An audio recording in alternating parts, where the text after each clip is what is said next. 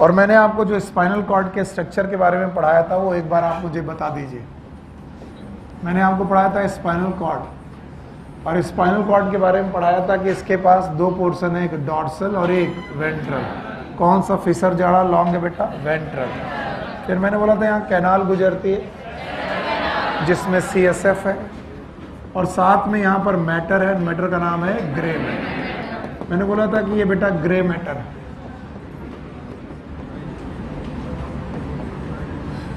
इसके अलावा peripheral portion है जहां पर आपको मिलेगा white matter. So you have two type of matter, one is known as grey matter, another one is known as white matter. फिर मैंने बोला था ग्रे मैटर और व्हाइट मैटर में आपको रिसेप्टर से कुछ बेटा नर्व्स मिलेंगी जो रिसेप्टर से चलेंगी और सेंसरी होगी। मैंने याद कराया था DS, डॉर्सल सेंसरी। और फिर मैंने बोला था मे बी यहाँ पर बीच में इंटर न्यूरॉन मिल जाए, और फिर यहाँ से आपको VM मिलेगा। What is VM? Ventral motor. और ये कहाँ पर जाएगा? इफेक्टर। और फिर मैंने बोला था इसीलिए ज़्यादातर स्पाइनल नर्व जिनमें सेंसरी भी पोर्शन है और मोटर भी पोर्शन, और इसी वजह से वो कैसी कहलाती है? मिक्स। और मैंने बोला था ऐसी आपकी बॉडी में कितनी पेयर नर्व हैं? 31 पेयर नर्व हैं, जिनका नंबर आपको याद होगा 8, 12, 5, 8 पेयर है। और इनके नाम है सर्वाइकल, थोरैसिक, लंबर। तो आज बेटा स्पाइनल कॉर्ड की इन्हीं नर्व से रिलेटेड एक्चुअल टॉपिक जो मैंने कल नहीं पढ़ाया था, जो एक्चुअली NCERT में दिया गया, जो हमारे कोर्स में माना ही जाएगा क्योंकि NCERT में वो एक टॉपिक है, and that is known as reflex action and the reflex arc. Mix nerve क्या होती है? 5, 7, 9, 10, 11, 12 मिक्स नर्व नहीं है, वो मैंने देख लिया। 5, 7, 9, 10 केवल मिक्स हैं।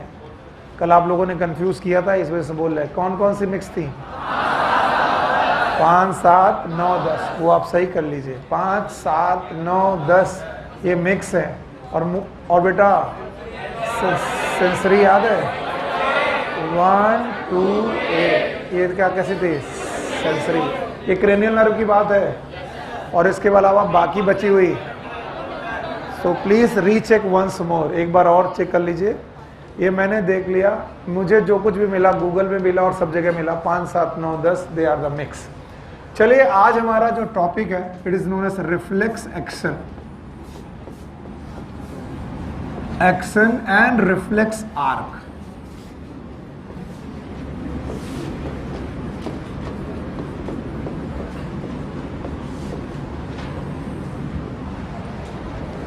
याद रखना हमारा आज छोटा सा टॉपिक है that is known as reflex action and reflex arc. Rajan ध्यान दो इधर।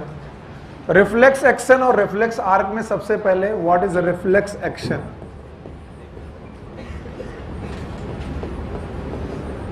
अगर आपसे कभी कोई पूछे व्हाट इज रिफ्लेक्स एक्शन, तो आप बताएंगे reflex action is a response.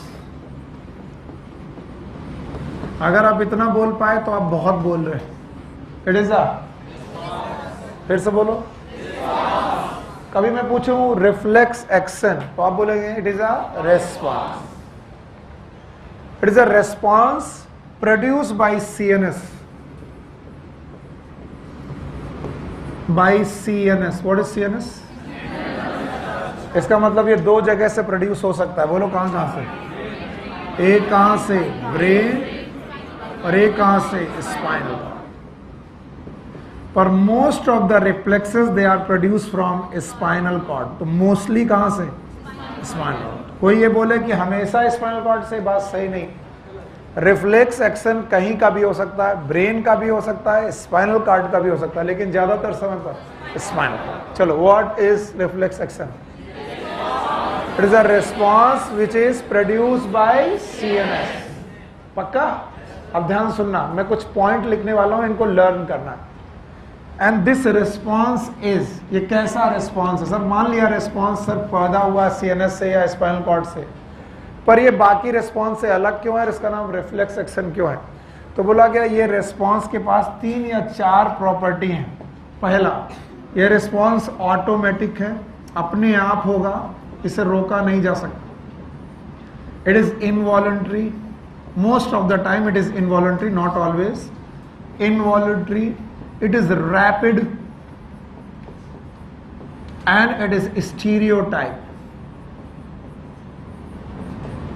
ये 4 शब्द मुझे आपसे चाहिए, बताओ कैसा? Automatic, involuntary, rapid, stereotype.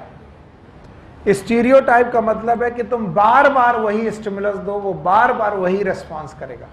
Repetitive, stereotype something like repetitive, exact repetitive शब्द नहीं है, लेकिन फिर भी आप रिपीटेटिव शब्द यहां पर लिख सकते हैं। जैसे मैं आपका हाथ गर्म ऑब्जेक्ट में, गर्म तवे में रखूं, एक बार रखूं आप हटाएंगे, 2 बार रखूं फिर हटाएंगे, 10 बार रखूं फिर हटाएंगे, और ये हटाना कैसा होगा? कैसा होगा? इनवॉलंटरी। कैसा होगा? रैपिड। और कैसा होगा? स्टीरियोटाइप। मैं आपकी आंख के सामने आकर के फूंक दूं, आपकी पलक झपक जाएगी, ये कैसा होगा? Automatic, involuntary, rapid, stereotype. मैं आपको एक पिन पे हाथ में चुभाऊं, आपका हाथ जल्दी से हट जाएगा। It is automatic, involuntary, rapid, stereotype. तो ये 4 शब्द चाहिए, तभी आपको रिफ्लेक्स बताना पड़ेगा। What is reflex? It is आप पूरा बोलेंगे, आप बोलेंगे it is automatic, involuntary, rapid, stereotype response produced by CNS to a particular stimulus. हमारे सर हमें पढ़ाते थे कि बेटा कि किसी स्टिमुलस के लिए अगर रेस्पॉन्स फिक्स हो जाए, क्या हो जाए? फिक्स, कि वो बदलेगा नहीं, उसी को बोलते हैं रिफ्लेक्स एक्शन। हमारे सर पढ़ाते थे कि किसी भी पर्टिकुलर स्टिमुलस का पर्टिकुलर रेस्पॉन्स फिक्स है, वही होना ही है, हर बार वही होना है, जितनी बार करो उतनी बार वही होना है। That action is known as reflex action. मैं फिर से तुम्हें बता रहा हूं, आपने देखा अचानक सामने से सांप गुजरा, चाहे कितनी भी दूर से जाए आपका पैर हट ही जाएगा उसको देख करके, चाहे वो दूर से ही गुजर रहा हो। क्यों? क्योंकि आपने वो फेरोसियस चीज, वो पॉइजनस चीज, वो टॉक्सिक चीज देखी और बॉडी ने तुरंत कहा ऑटोमेटिक, इनवॉलंटरी, रैपिड, स्टीरियोटाइप। वो एक बार नहीं 10 बार आप करो। गर्म चीज की तरफ हाथ ले जाओ, हाथ लेने के पहले आपको बार बार हट ही जाएगा। That is automatic, stereotype, rapid, you know that, involuntary. तो आप अगर मुझे बताएं व्हाट इज रिफ्लेक्स एक्शन, बता पाओगे? अब बेटा पूरा डेफिनेशन बताएंगे। What is reflex action? It is a yes, it is a automatic, involuntary, rapid, stereotype response to a particular stimulus. अगर स्टिमुलस पर्टिकुलर है तो रेस्पॉन्स भी पर्टिकुलर होगा, जिसमें कितनी बेटा बातें होंगी? 4। पहला क्या? Automatic, involuntary, rapid, stereotype. नहीं आया? गरम तवे में हाथ में रखूं आपका, आप खुद रखें, हटेगा? मैं रखूं, हटेगा। उसे बचाया नहीं सकता। इनमें एनालिसिस बहुत कम है, बहुत ज्यादा की बहुत कम, बहुत कम। मैंने आपके गाल पे थप्पड़ मारा, आपने खा लिया क्योंकि आपने कहा सर है, ये रिस्पॉन्स बार नहीं है। पर आपको किसी और ने थप्पड़ मारा, आपने घुमा के उसे थप्पड़ मारा, stimulus was the same but response was the 2। मैंने आकर के आपको 2 एक ऐसे मार दिया, आपने खा लिया, कुछ नहीं बोला। राह चलते किसी ने आपको थप्पड़ मारा, आपने खींच के थप्पड़ मारा, the stimulus was the same. थप्पड़ आपने खाया, रिस्पॉन्स सेम थे कि अलग अलग? अलग अलग। लेकिन अगर किसी पर्टिकुलर स्टिमुलस के रिस्पॉन्स एक ही हो, रिपीटेटिव हो, बार बार हो, उसका नाम रिफ्लेक्स एक्शन। और बोलते हैं रिफ्लेक्स एक्शन मेनली 2 प्रकार के होते हैं। One is known as cerebral reflex, दूसरे हैं बेटा स्पाइनल रिफ्लेक्स। कितने प्रकार के रिफ्लेक्स? 2। एक कौन? सेरेब्रल, और दूसरा कौन? Spinal. Cerebral reflex generally brain के द्वारा कंट्रोल होते हैं, ब्रेन के द्वारा, और spinal reflex generally spinal cord के द्वारा कंट्रोल होते हैं। And most of the reflexes are, ज्यादातर रिफ्लेक्सेस कैसे हैं? Spinal. Most of the reflexes are spinal reflexes और इन्हीं स्पाइनल रिफ्लेक्सेस में से एक रिफ्लेक्स आपकी बॉडी में दिया गया है, आपकी बुक में दिया गया है, it is known as knee jerk reflex, जो आपकी बुक में दिया गया है।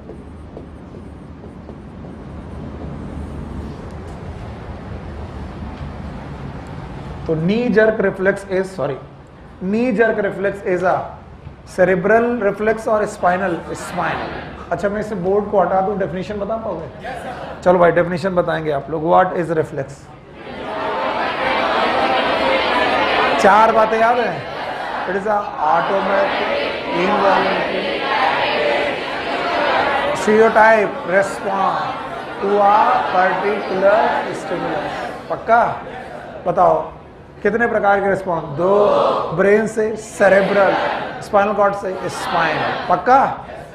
इन बेटा रिफ्लेक्सेस को फॉलो करने या पूरे करने के लिए एक पाथवे ऑफ नर्व होता है। The pathway of nerve that control the reflex is known as reflex arc. The pathway of nerves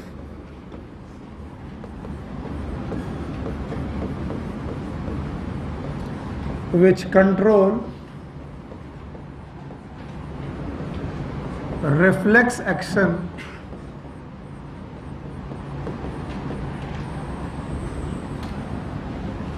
is known as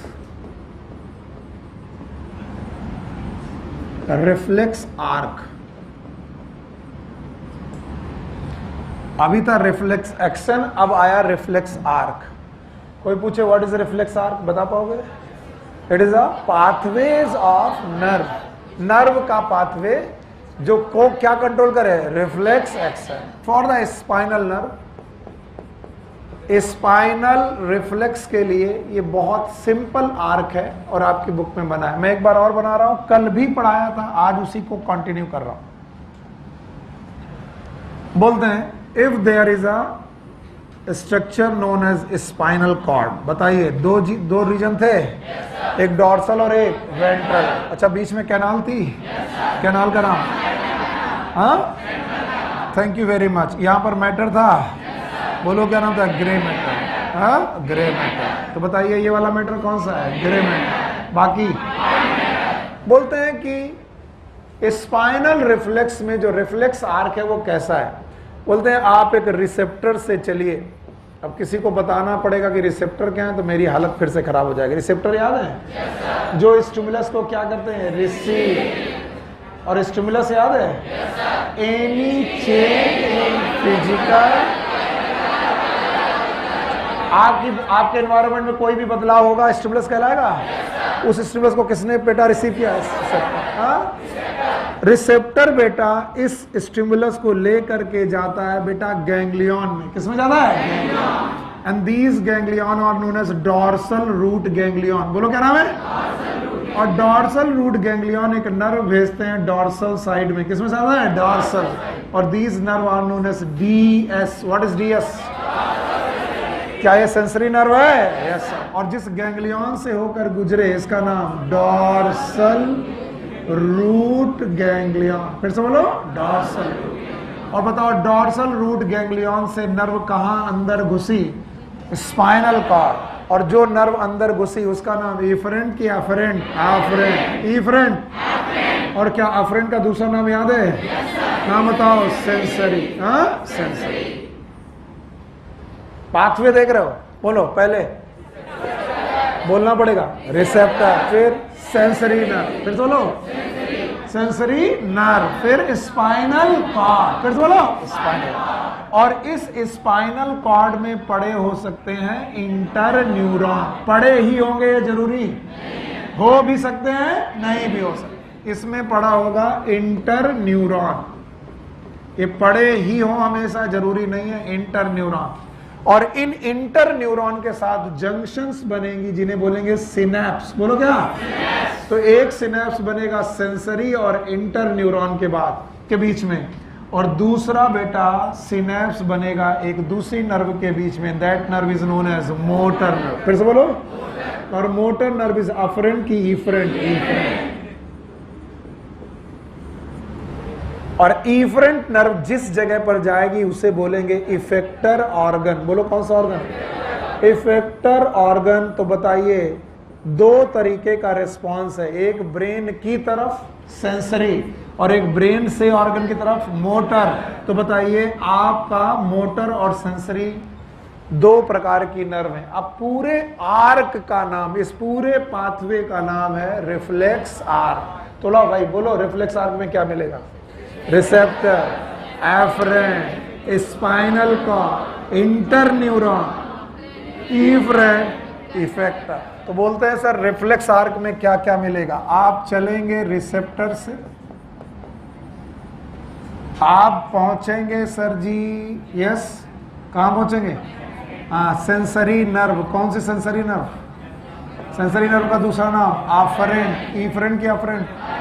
फिर अफरेंट के बाद आप पहुंचेंगे सीएनएस में। बोलो किसमें? सीएनएस में। ये ब्रेन भी हो सकता है और स्पाइनल कॉर्ड। अभी क्या है? Spinal cord. और स्पाइनल कॉर्ड से निकलेगी एक नर्व, नाम बताओ? मोटर। फिर से बोलो मोटर। अफरेंट की इफरेंट, इफरेंट। और इफरेंट के बाद से आप पहुंचेंगे इफेक्टर। इफेक्टर। तो बताओ पूरा रिफ्लेक्स आर्क पाथवे क्या है? जल्दी बोलो रिफ्लेक्स आर्क पाथवे क्या है? बोलो। रिसेप्टर, रिसेप्टर और सेंसरी और सीएनएस और मोटर, मोटर और इफेक्टर। बेटा हटो, साइड से हटो। Everyone see it. अगर मैं एक थाई के ऊपर दूसरा पैर ऐसे रख करके बैठूं, हट जा बेटा, ये आएगा आगे सामने थोड़ा इधर। तो ये बोन है पटेला। बोलो कौन सी? दिस वन इज पटेला। इसके ऊपर का ये मसल ग्रुप है, इसका नाम है क्वाड्रिसेप्स। बोलो मेरे साथ बोलो। जैसे बाइसेप्स के दो हेड, कितने? दो हेड। ट्राइसेप्स के 3 हेड। बोलो। वैसे क्वाड्रिसेप्स के 4 है। तो मसल का नाम है क्वाड्रिसेप्स। पक्का? तो ये रही पटेला, ये रही क्वाड्रिसेप्स मसल। बोलो कौन सी? क्वाड्रिसेप्स। थाई के पीछे की मसल है, इट इज हैमस्ट्रिंग। बोलो। This one is, this one is quadriceps, this one is patella. क्योंकि ये बना इसलिए बना रहा हूं। ये वाला पटेला, ये वाला हैमस्ट्रिंग, ये वाला क्वाड्रिसेप्स। अच्छा बताओ बोन को मसल से जोड़ने वाला? लिगामेंट। बोन को बोन से जोड़ने वाला? टेंडन है? और ये क्वाड्रिसेप्स बोन है। Quadriceps is muscle, patella is. तो बोन को मसल से जोड़ने वाला टेंडन। फिर से बोलो। अब देखना ध्यान से। टेंडन। बेटा रॉड दो, यहां पर पड़ी रॉड है।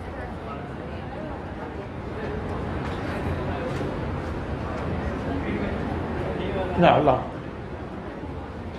इतने दिनों तक तुम लोग को मारा है, आज अपने आप को मार रहा है। ये जो पटेला बोन है, इस पर या फिर इन लिगामेंट पर और टेंडन पर मैं चोट मारूंगा।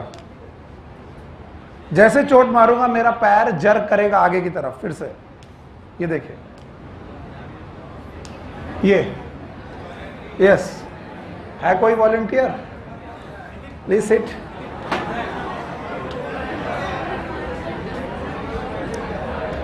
बैठिए। एक पैर दूसरे के पैर में।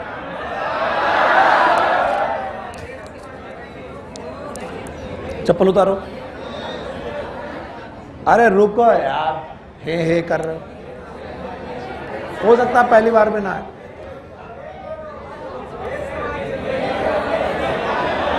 हुआ? ये तुम कंट्रोल कर रहे हो कि अपने आप हो रहा है? अपने आप हो रहा। अरे भाई ज्यादा नहीं मार सकता, ज्यादा मारूंगा तो टेंडन टूट सकता है, इसलिए स्लोली मारो, इसलिए स्लोली जर्क आ रहा है। ये देखिए। अब ये तो मैंने नहीं किया, तो तुम कह सकते हो सर खुद ही कर रहे थे। ये इसने खुद किया है।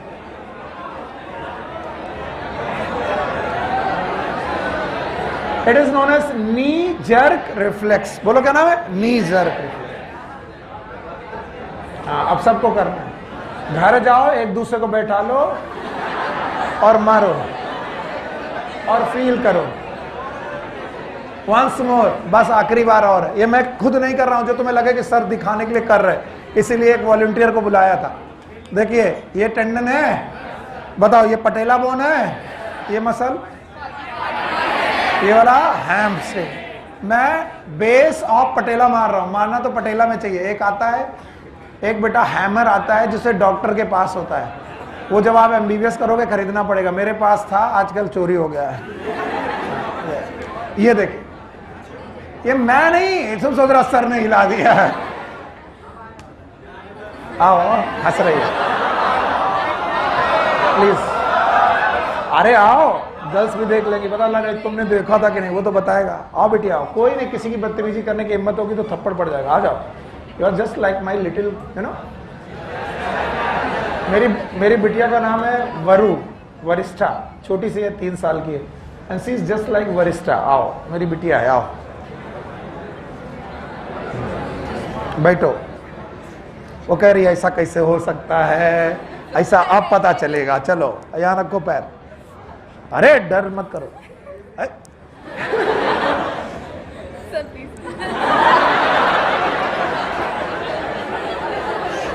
जाओ जाओ जाओ जाओ। ये भी एक रिफ्लेक्स था, इसको बोलते हैं फियर रिफ्लेक्स। सर प्लीज,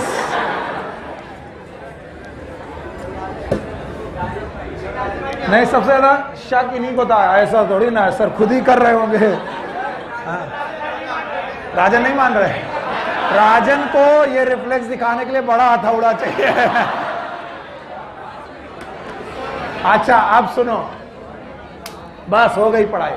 तुम लोग को ऐसे काम बड़े अच्छे लगते हैं, and whenever teacher do such type of things, क्या पढ़ाया भाई। वे कुछ नहीं पढ़ाया मैंने, पढ़ाया इसे बोलते हैं, पढ़ाना इसे बोलते हैं।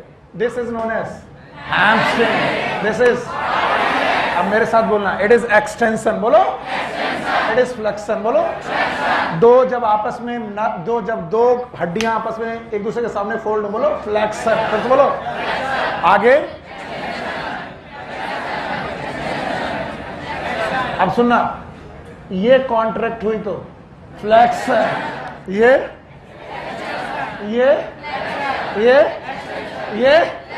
तो बताओ मेरी थाई पर मेरी जो आगे वाला लिम्ब है वो फोल्ड हो रहा, किस वजह से? दो, या तो फ्लेक्शन या तो एक्सटेंशन। फोल्ड हुआ तो एक्सटेंड हुआ तो बताओ फोल्ड करने के लिए कौन सी मसल? पता ही नहीं है।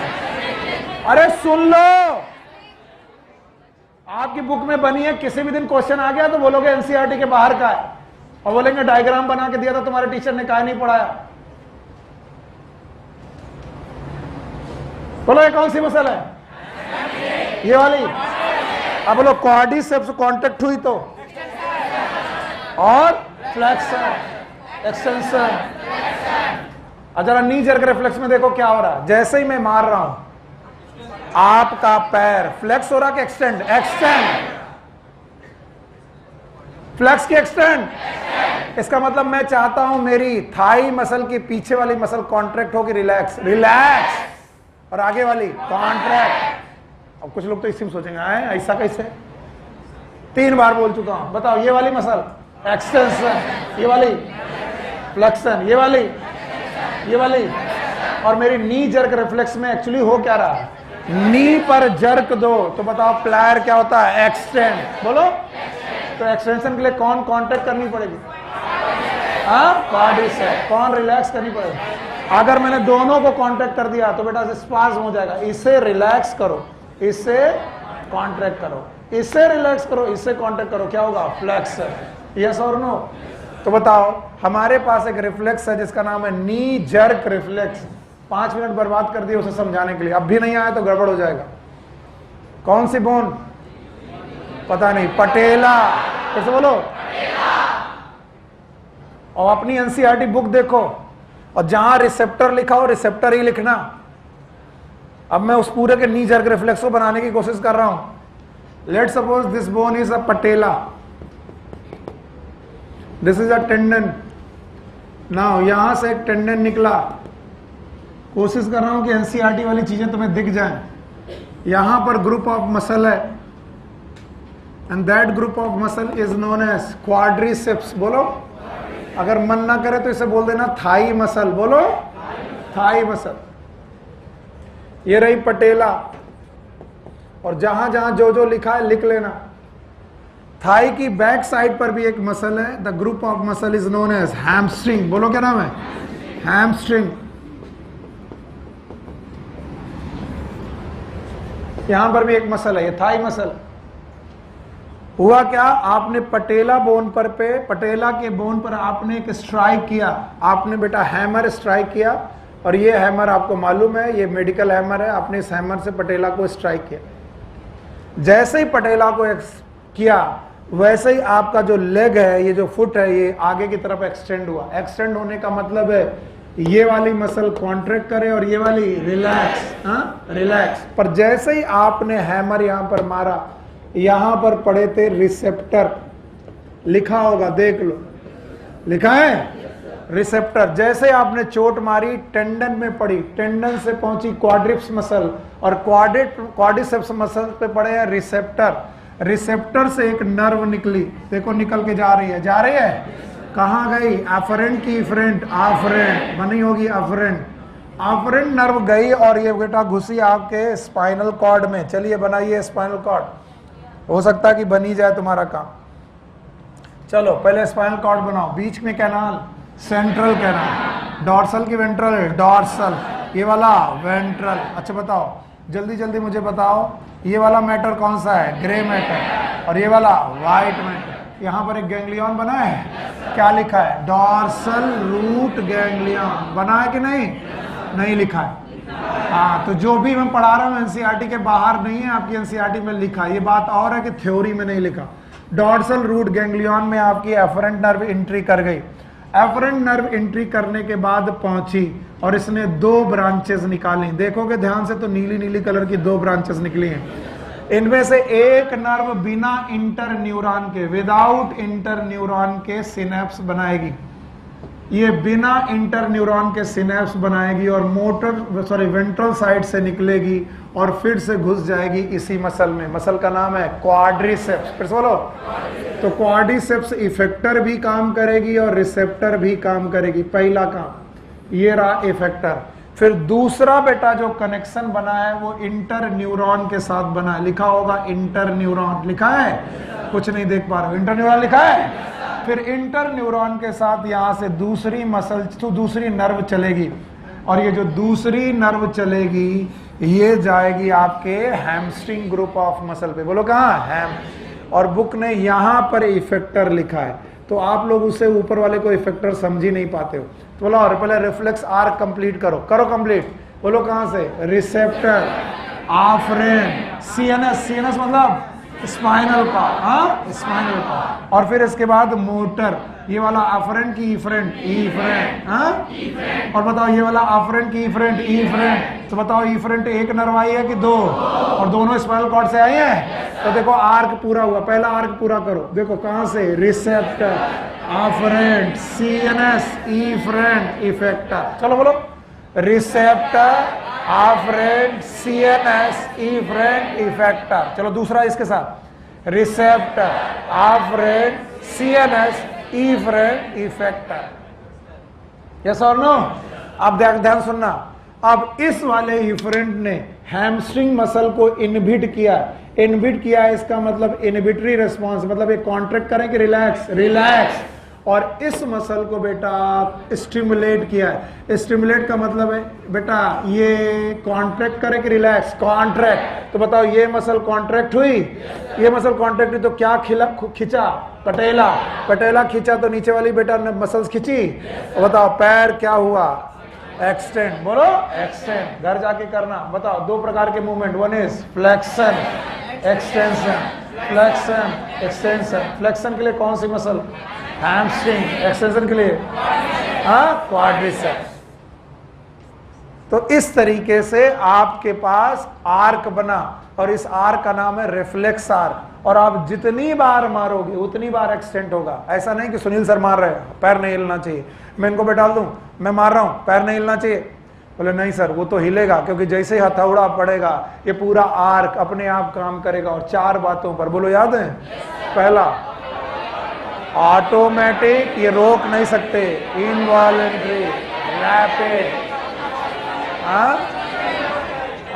स्टीरियोटाइप रिपीटिटिव है, और ऐसे रिस्पॉन्स पहले से ही बने हुए रखे हैं। इस तरीके के रिस्पॉन्सेस को ही हम लोग बोलते हैं रिफ्लेक्स एक्शन। बोलो, और रिफ्लेक्स एक्शन को पूरे करने वाले पाथवेज का नाम रिफ्लेक्स आर्क। फिर से बोलो, मेरे बच्चे अगर बिना देखे बता पाओगे आर्क में क्या है तो मुझे अच्छा लगेगा। बोलो, रिसेप्टर, ऑफरेंट, सीएनएस, इफरेंट, इफेक्टर। पक्का? एंड देयर मे और मे नॉट बी इंटरन्यूरॉन। रख दो चुपचाप। इंटरन्यूरॉन हो भी सकता है और नहीं भी हो। अगर इंटरन्यूरॉन हुआ तो दो सिनेप्स बनेंगे, एक बेटा अफरेंट और इंटरन्यूरॉन के बीच में, और एक इंटरन्यूरॉन और इफरेंट के, and that's why it is known as bisynaptic reflex arc. बोलो, और अगर बेटा इंटरन्यूरॉन नहीं है तो केवल एक सिनेप्स बनेगा, अफरेंट और इफरेंट। तो बताओ, जो बेटा नर्व जा रही है क्वाड्रिसेप्स से और वापस आ रही क्वाड्रिसेप्स में, वो बताओ मोनोसिनेप्टिक है कि बाइसिनेप्टिक? एनसीईआरटी देखो तभी आएगा। एनसीईआरटी में देख के बताओ, जो क्वाड्रिसेप्स से गई और क्वाड्रिसेप्स को लौटी, बताओ वो डाइसिनेप्टिक कि मोनोसिनेप्टिक? मोनोसिनेप्टिक। और जो क्वाड्रिसेप्स से गई और हैमस्ट्रिंग में लौटी, इट इज मोनोसिनेप्टिक, बाइसिनेप्टिक? बाइस। किसमें इंटरन्यूरॉन है? बाइसिनेप्टिक। किसमें नहीं है? मोनोसिनेप्टिक। और जिस दिन भी ये क्वेश्चन बना, पता नहीं कब बनेगा, जिस दिन छक जाएंगे नॉर्मल क्वेश्चन बनाते बनाते, उस दिन वो डायग्राम में घुसेंगे और उस दिन पूछेंगे और तुम बोलोगे सर ये तो एनसीईआरटी में लिखा ही नहीं है, तो वो बताएंगे देखो एक है मोनोसिनेप्टिक और एक है बाइसिनेप्टिक। इवन वो ये तक पूछ सकते हैं कि बताओ किस रिफ्लेक्स आर्क में इंटरन्यूरॉन का काम है? कौन से वाले में? हैमस्ट्रिंग वाले में कि क्वाड्रिसेप्स वाले में? हैमस्ट्रिंग।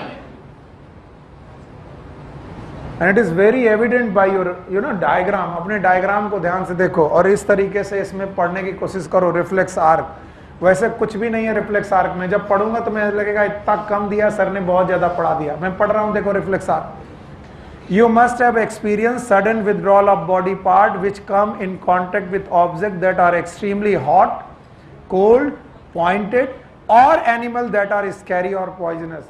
आप किसी खतरनाक जानवर को देख लो, नुकीली चीज पे हाथ पड़ जाए, गर्म चीज पे हाथ पड़ जाए, ठंडी चीज पे हाथ पड़ जाए, अचानक आपका हाथ विथड्रॉ हो जाता है या पैर विथड्रॉ हो जाते हैं।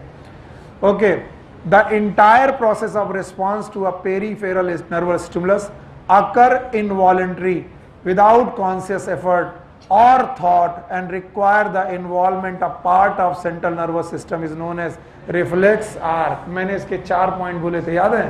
It was rapid, involuntary,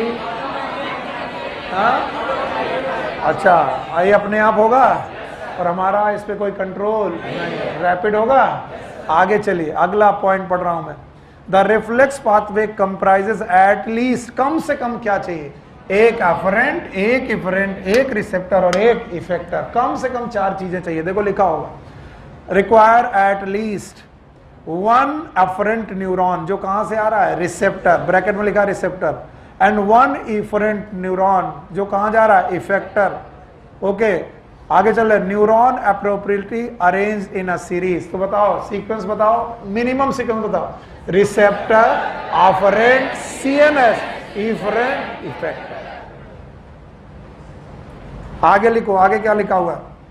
the afferent neuron receive a signal from the sensory organ and transmit the impulse via dorsal nerve root into CNS. What it is? Dorsal root ganglion. आ गया? What is DSVM? Dorsal sensory. Pal साहब कहाँ हो? DSVM, dorsal sensory ventral motor. याद आया? आगे चलो, at the level of spinal cord the efferent neuron then carries signal from CNS to the effector. The stimulus and response thus form a reflex arc shown below in the knee jerk reflex। नाम भी दिया है, बोलो क्या नाम है? knee jerk reflex। You should carefully study। और उन्होंने बोल दिया you should, क्योंकि किसी भी दिन क्वेश्चन पूछेंगे डायग्राम से। carefully study to understand the mechanism of knee jerk reflex। और किसी ने इसमें लिखा है भयंकर इंपॉर्टेंट। दुनिया में हर चीज इंपॉर्टेंट है, चाहे वो भयंकर हो। ये क्या लिखने का तरीका है? भयंकर क्योंकि आता नहीं है। अच्छा,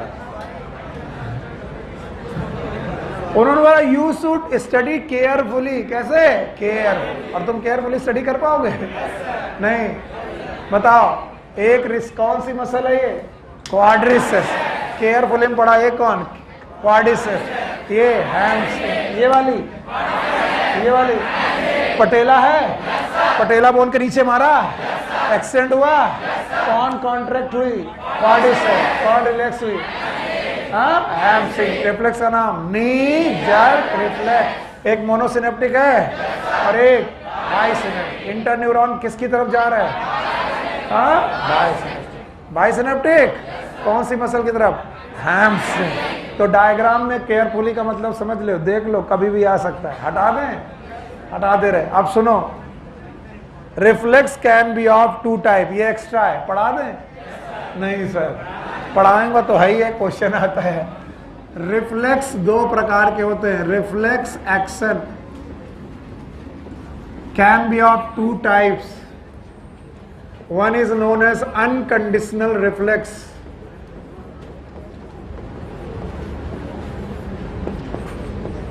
ये वो रिफ्लेक्स हैं जो बाय बर्थ आपको मिले।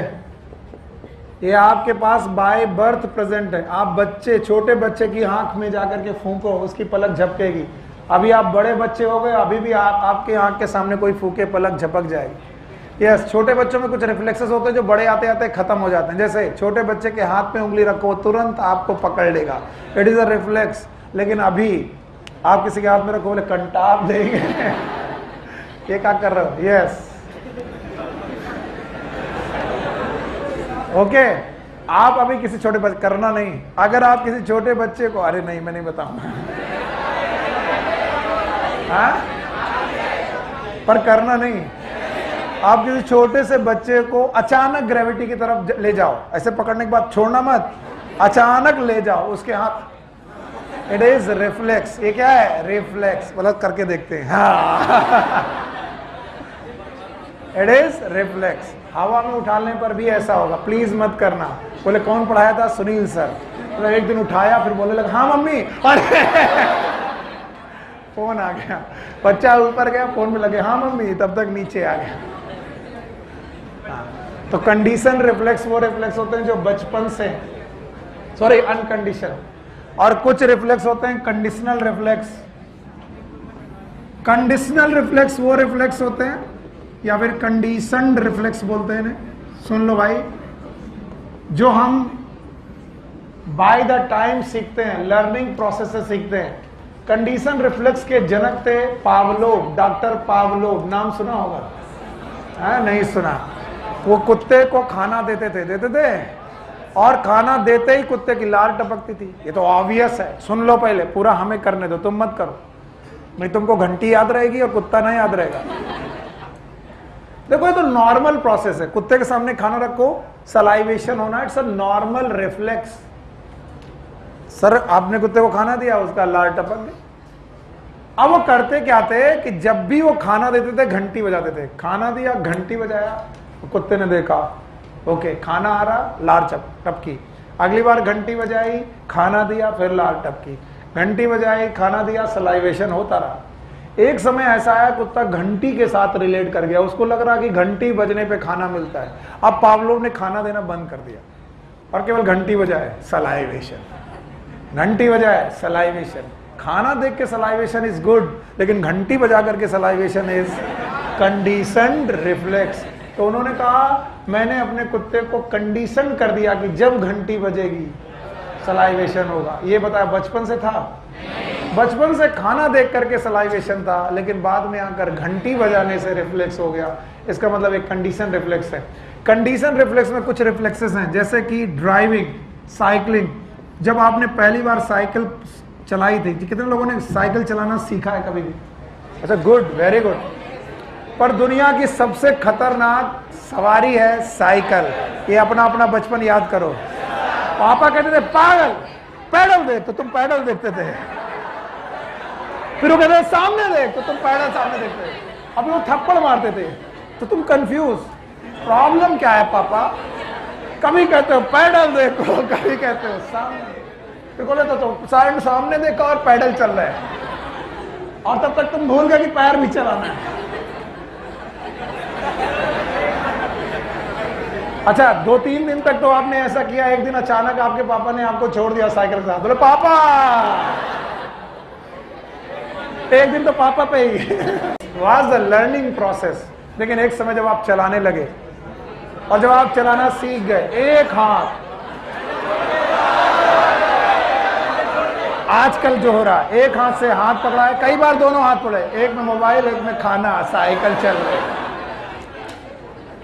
बतिया भी रहे। जब कार चलाना सीखते हैं तो अक्सर क्या होता है कि बंदे से बोलो एक्सीलरेटर लो, वो ब्रेक लेता है, और सामने आएगी दीवार, अरे ब्रेक मार, वो एक्सीलरेटर दबा, गाड़ी रुकने की बजाय धड़ाम।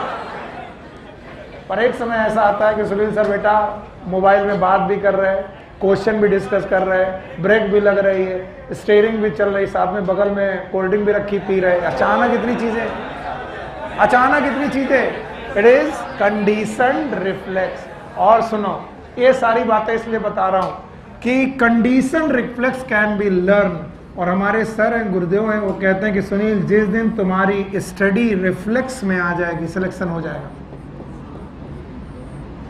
जिस दिन मैं क्वेश्चन पूछूं और रिपीटेटिव जवाब वही है, इतना भयानक लर्न है भाई साहब कि क्वेश्चन पूछा नहीं, जवाब फट से।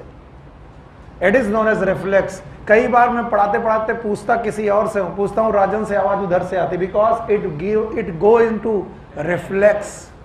वो समझ नहीं पा रहा कि राजन से पूछा जा रहा हो, किसी ने बोल दिया जवाब, क्योंकि आपके रिफ्लेक्स में आ गई। और चीजें रिफ्लेक्स में तभी आती हैं जब आप रिपीटेटिव हो। क्या हो? रिपीटेटिव। बताओ, पावलोव ने खाना एक बार दिया था कि बार बार? तो याद रखना, अगर आप रिफ्लेक्स में चीजें चाहते हो कि आंसर अपने आप, देखते ही क्वेश्चन आंसर अपने आप आ जाए, सोचना ना पड़े, तो याद रखना आपको थोड़ा रिपीटेटिव होना पड़ेगा। और इसीलिए सुनील सर कहते हैं 1 विजन 3 रिवीजन। इससे आप क्या होते हो? रिपीटेटिव। और जब रिपीटेटिव होते हो तो आपकी चीजें धीरे धीरे रिफ्लेक्स में आती, समझ रहे हो? तो आपका रिवीजन, कई बार बोलते हैं बहुत अच्छा पढ़ा, सिलेक्शन नहीं होगा। जो लोग मुझसे बोलते हैं कि बहुत अच्छा पढ़ने के बाद बहुत अच्छे से रिवाइज किया, यकीन मानिए जिनका रिवीजन अच्छा है उनके सिलेक्शन के चांसेस सबसे ज्यादा हैं। और कुछ बच्चे तो मैंने ऐसे देखे जिनके टॉपिक बहुत अच्छे तैयार हैं, लेकिन उन्हें 1 हफ्ते पढ़ने मत दो, एग्जाम के 1 हफ्ते पहले वो कुछ भी नहीं कर पाते, क्योंकि कहते हैं सर 1 हफ्ता दे देते, बस रिवीजन एक बार कर लेते, चीजें हमें सही से मिल जाती। और खुद अपने आप से पूछो, तुम्हें कुछ टॉपिक हैं जो हर बार भूल जाने हैं, लेकिन तुम्हें केवल आधा घंटा दे दिया जाए, उन टॉपिक के वो फार्मूले तुम्हें दिख जाएं, एंड देन आपको लगता है अब पेपर सही जाएगा। और अगर वो ना देखने दिया जाए तो आपका पेपर सही जाता है कि खराब। मैं फिर आपसे बोल रहा हूं, कैसे भी करो, मेरे साथ करो, अपने साथ करो, किसी और के साथ करो, रिवीजन जरूर करो चीजों का। सिलेक्शन नहीं होगा बिना रिवीजन। ये बात आपके रिफ्लेक्स में आने के लिए मैं इसे 3 बार दोहरा रहा हूं, बिना रिवीजन के सिलेक्शन नहीं होगा। So go for revision with anyone, no, अपने आप करो, कैसे भी करो अपने आप। ये नहीं कह रहा हूं कि नहीं भैया तुम मेरे साथ ही आगे करो, कहीं से भी करो, किसी भी टीचर के साथ करो, बस रिवीजन करो, टॉपिक को वापस दोहराओ। मुझे कुछ बच्चे ऐसे मिले कि सर आपने जब पढ़ाया था तो टॉपिक समझ में आया था, अब मुझे लगता है कि पूरा फ्लश आउट हो गया, कुछ याद ही नहीं आ रहा कि इस चैप्टर में क्या था। और उसी याद रखने के लिए मैंने तुमको एक तरीका अपनाया था, गो बाय द हेडिंग्स। किसके द्वारा? हेडिंग। तो जब हम लोग चैप्टर पढ़ते हैं तो हमारे पास क्या आने चाहिए? हेडिंग्स। जैसे हमने 2 चैप्टर 2 दिनों में रिवाइज किए, तो लिविंग वर्ड में क्या हमारी सारी हेडिंग्स जेब में है? यस। क्या हमने रिवीजन किया बायोलॉजिकल क्लासिफिकेशन का? क्या हमारे पास हेडिंग है? तो जो हेडिंग्स आपके दिमाग में चलेंगी वो बार बार आपको रिवाइज कराएंगे और आप उस प्रोसेस में आएंगे जिसका नाम है 1 vision 3। You got my point? तो बताओ, रिफ्लेक्स कितने प्रकार के थे? 2।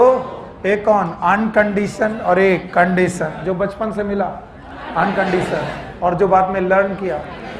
बताओ, driving is condition, cycling is condition, लेकिन बेटा जो आपका नी जर्क है अनकंडीशन। बोलो अनकंडीशन। चलिए इसके बाद नर्वस सिस्टम खत्म हो जाता है, आगे टॉपिक आता है सेंसरी रिसेप्शन। सेंसरी रिसेप्शन, ये छोटा सा टॉपिक आता है, इसे समझिए। एंड प्रोसेसिंग, थोड़ा सा शब्द और लिखा है, सेंसरी रिसेप्शन एंड प्रोसेसिंग।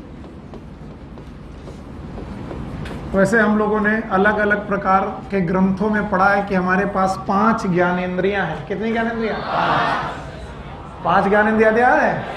बोलो, अभी मैं उन 5 ज्ञानेंद्रियों के नाम यहां लिख रहा हूं, आप पहले उन्हें समझिएगा और फिर मुझे भी बताइएगा।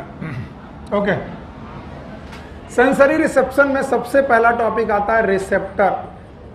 मेरे बच्चे, इसका जवाब आपसे चाहिए मुझे। What is receptor? आप मुझसे बोलेंगे इट इज अ सेल, बोलो। इट इज अ टिश्यू, बोलो। It is a organ, it is a organ, बोलो। It is a tissue organ, फिर से बोलो। It is a cell tissue organ that can receive the stimulus and send it to the CNS। क्या? CNS। What is receptor? Please बोलिए। It is a cell tissue और organ, okay, which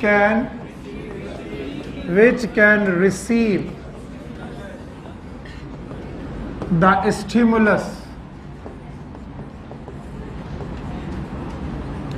and can send it to CNS। और CNS में एक लोग कि 2 लोग? एक कौन? स्पाइनल कॉर्ड और एक brain. Those cells, those tissues, those organ are known as receptor।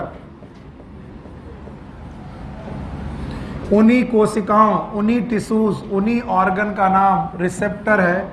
और वो रिसेप्टर टोटल आपकी बॉडी में 5 प्रकार के हैं। सबसे पहला रिसेप्टर जो आपको आना चाहिए, आप ध्यान से सुनेंगे, आएगा आपको, and it is known as tactile receptor. Tactile receptor, also known as touch receptor।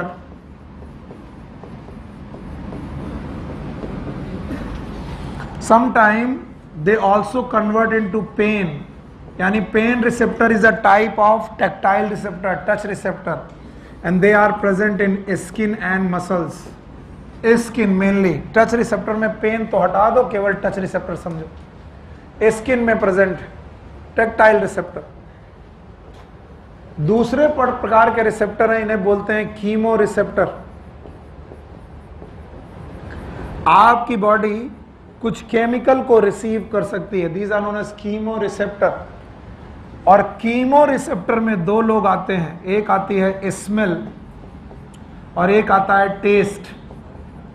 Test को रिसीव करना, केमिकल को रिसीव करना है। स्मेल को रिसीव करना भी केमिकल को रिसीव करना है। स्मेल के रिसेप्शन को बोलते हैं बेटा, it is known as olfactory receptor. Olfactory receptor. और इस ऑल्फैक्टरी रिसेप्टर के लिए भगवान ने हमें एक ऑर्गन दिया है, नाम है नोज, नाक। टेस्ट के लिए भगवान ने हमें दिए हैं गस्टेटरी रिसेप्टर। शब्द याद रखना, गस्टेटरी। और गस्टेटरी रिसेप्टर के लिए भगवान ने हमको दिया टंग।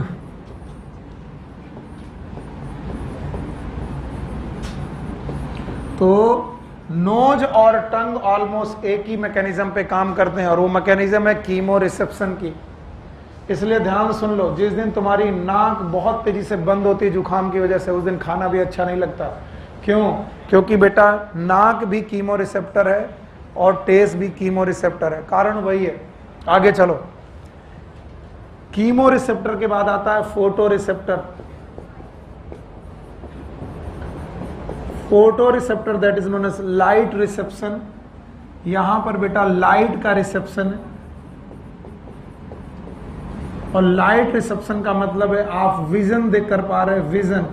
और विजन के लिए भगवान ने आपको एक ऑर्गन दिया है that is known as eye. तो मेरे पास यही जगह बच जाती, मैं यहां लिख देता हूं। ओके, चौथे तरीके, 5वें तरीके का रिसेप्शन है, it is known as sound reception और ऑडिटरी रिसेप्शन। Auditory reception.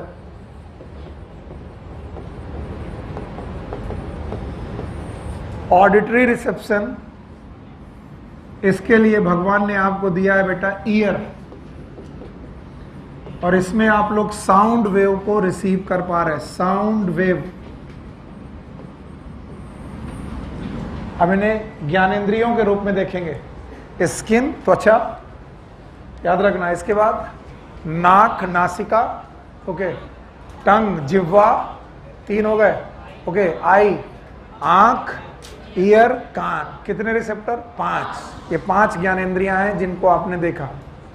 इन्हीं 5 ज्ञानेंद्रियों में एक बेटा टिश्यू है, दैट इज स्किन, बाकी ऑर्गन है। बोलो, nose is a organ, okay, tongue is a, eye is a, ear is a. इसीलिए हमारे बुक ने सेंसरी ऑर्गन नाम का एक टॉपिक बनाया। देखो आप, अगला टॉपिक क्या है? सेंसरी ऑर्गन या सेंस ऑर्गन। बताओ, सेंस ऑर्गन में कौन नहीं आएगा? Skin, because skin is a tissue. और तभी मैंने डेफिनेशन आपको पढ़ाई थी, याद आया? What is receptor? They may be cell, tissue, organ which can receive stimulus and can send it to CNS। तो भाई 4 या 5 जो मैंने पढ़ाए हैं वो बताओ। टेक्टाइल रिसेप्टर, कौन सा रिसेप्शन? टच। और बताओ ये कहाँ रहेगा? स्किन। कीमो रिसेप्टर याद है? कितने प्रकार के? 2। एक कौन? स्मेल, दूसरा टेस्ट। स्मेल वाले ऑल्फैक्टरी, टेस्ट वाले गस्टेटरी। बेटा ऑल्फैक्टरी वाले कौन? नोज। टेस्ट वाले कौन? टंग। और फोटो रिसेप्टर याद है? और ये क्या रिसीव करेंगे? लाइट। लाइट का रिसीविंग करेंगे विजन। और कौन है? आई। और इसके बाद ऑडिटरी रिसेप्टर क्या रिसीव करेंगे? Sound wave. और इसके लिए कौन? ईयर। बता दें, टोटल 4 ऑर्गन जिसको आपकी एनसीईआरटी ने सेंस ऑर्गन के रूप में दिया है। सेंस ऑर्गन, तो हमें 4 सेंस ऑर्गन के बारे में डिटेल में पढ़ना है। मैं लिस्ट बना दे रहा हूं। पहली लिस्ट है बेटा नोज, दूसरा है टंग, तीसरा है बेटा आई, और चौथा है ईयर। जाने क्यों लोग इस चैप्टर में केवल 2 ही बेटा चीजों को पढ़ने की कोशिश करते हैं, एक आई और एक ईयर, जबकि 2 और है। बोलो कौन? नोज और टंग। तो आइए सबसे पहले पढ़ते हैं नोज। यस, नोज में जो रिसेप्टर पाए जाते हैं, these are known as olfactory receptor. Nose have olfactory receptor. और जो ये ऑल्फैक्टरी रिसेप्टर हैं, नाक की एक एपिथेलियम में पाए जाते हैं, they are known as olfactory epithelium.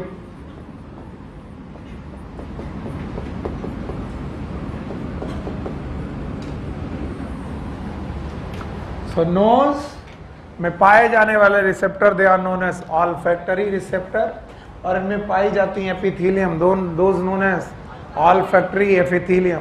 I am trying to make it, please मेरी मदद करिएगा। Okay, if this is a nose, it's a nasal cavity. आगे ये वाला स्ट्रक्चर आपको मालूम है कि मैं क्या बनाने जा रहा हूं। यहां पर है पैलेट। बोलो क्या बेटा? पैलेट। मैंने लाइन खींची, not the real diagram, it is अ रे डायग्राम। रे डायग्राम में मैंने मान लिया ये पैलेट और ये माउथ वाला पोर्शन है, तो प्लीज आप इसे मान लीजिए कि माउथ वाला पोर्शन। इसी के ऊपर यहां पर है आई ऑर्बिट। बोलो क्या है? आई ऑर्बिट। और बेटा पीछे वाला पोर्शन, ऑर्बिट आगे इधर कहीं है और पीछे वाला पोर्शन। इसी पीछे वाले पोर्शन पे above side of the nasal cavity, nasal cavity के ऊपरी भाग में यहां पर बेटा एक एपिथेलियम पाई जाती है, that is known as olfactory epithelium. This epithelium is known as olfactory epithelium. आपको लगेगा सर इतना डिटेल में क्यों जा रहे हैं? मैं अभी आपको एनसीईआरटी की लाइन पढ़ाऊंगा, आपको लगेगा जाना बहुत जरूरी था। Olfactory epithelium have 3 type of cell. कितने प्रकार की सेल? 3 सर। ये बात मैं नहीं कह रहा हूं, एनसीईआरटी कह रही। olfactory epithelium have 3 type of cell. मुझे अच्छा लगेगा आप एनसीईआरटी में खुद ढूंढ लें और अंडरलाइन कर लें। ऑल्फैक्टरी एपिथेलियम में 3 प्रकार की सेल्स पाई जाती हैं। मैं तीनों प्रकार की सेल्स आपके सामने बना रहा हूं। Okay, first they are known as bipolar nerve.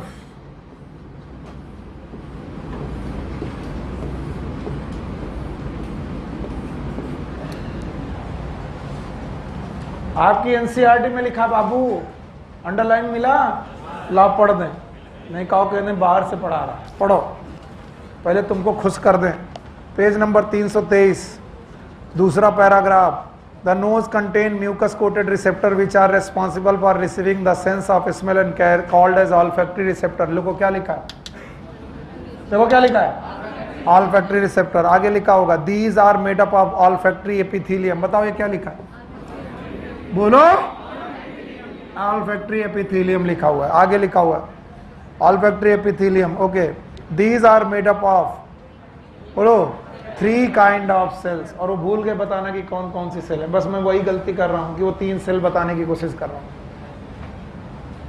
पहली सेल का नाम है रिसेप्टर सेल। बोलो क्या नाम है, रिसेप्टर सेल।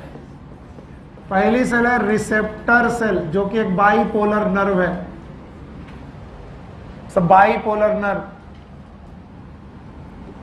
रिसेप्टर सेल के साथ साथ हैं कुछ सेल्स जो बेटा बेस ऑफ द एपिथेलियम में प्रेजेंट है, and these are known as basal cells. तीनों सेल के नाम मैं पूछूंगा, एनसीईआरटी ने बोला 3 प्रकार की सेल, मैं तीनों प्रकार के नाम पूछूंगा। पहला बोलो रिसेप्टर सेल, दूसरा बेसल सेल, और तीसरे प्रकार की सेल हैं जो इन दोनों को सपोर्ट कर रही हैं, and these are known as supporting cell.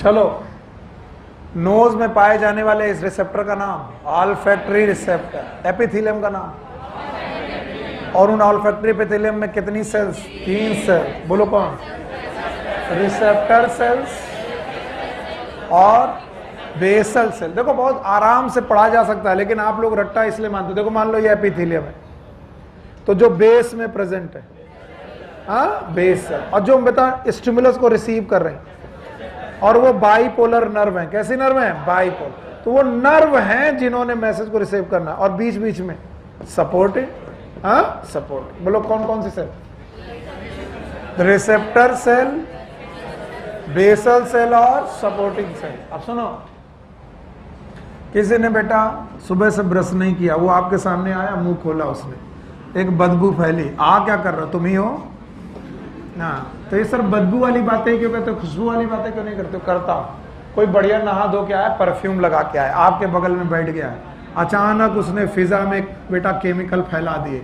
ये जो केमिकल है डिफ्यूजन के द्वारा आपकी नाक के अंदर घुसे, और नाक के अंदर घुसते ही ये बेटा बाइपोलर नर्व द्वारा रिसीव किए गए, और जैसे ये बाइपोलर नर्व द्वारा रिसीव किए गए, इन नर्व ने एक एंड से इस सारे स्टिमुलस को रिसीव किया और दूसरे एंड में पहुंचा दिया। Bipolar nerve, they are the nerve which receive the stimulus from exterior. ये एक्सटीरियर का मतलब है बाहर से, लेकिन इस पूरे स्टिमुलस को उन्होंने पकड़ के दूसरी साइड भेज देना है, और दूसरी साइड में एक बल्ब प्रेजेंट है। इस बल्ब का नाम है ऑल्फैक्टरी बल्ब। बोलो का नाम, ऑल्फैक्टरी बल्ब। भैया भगवान करे तुम्हें एकदम सही बच्चे मिल जाए, बात हो जाए। बताओ ऑल्फैक्टरी बल्ब किसी लोब में जाएगा?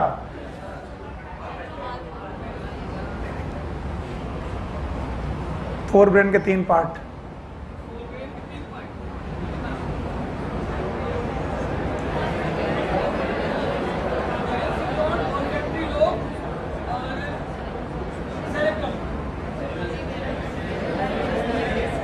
क्या मैंने आपको कभी ऑल्फैक्टरी लोब पढ़ाया था? ये लोब है कि बल्ब?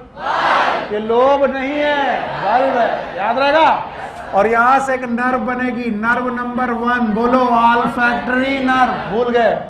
कल क्रेनियल नर्व पढ़ाई थी, कितने pair? 12। O cube T square. Force आगे वाला सही है। तो बताओ ये बल्ब का नाम ऑल्फैक्टरी बल्ब। और ऑल्फैक्टरी बल्ब से नर्व निकली, नाम बताओ ऑल्फैक्टरी नर्व। फिर से बोलो। और सर जी ये ऑल्फैक्टरी नर्व जानी चाहिए लोब में, कौन सी लोब में? Olfactory lobe. बजाय ऑल्फैक्टरी लोब में जाने के ये घुस जाती है लिम्बिक सिस्टम में। किसमें? लिम्बिक। कल मैंने पढ़ाया था, याद है? बोलो क्या? लिम्बिक सिस्टम याद है? एक कौन? एमाइगडाला और एक कौन? हिप्पोकैम्पस। हिप्पोकैम्पस। चाहे किसी को कुछ भी कह रहा हो कि सर बड़ा इजी है, पर ये लाइनें एनसीईआरटी में लिखी थी और तुम्हें आज तक नहीं मालूम थी, आज तक नहीं मालूम थी तुम्हें। तुम बोलो क्या कुछ भी, एक आधे लोगों को छोड़ दो।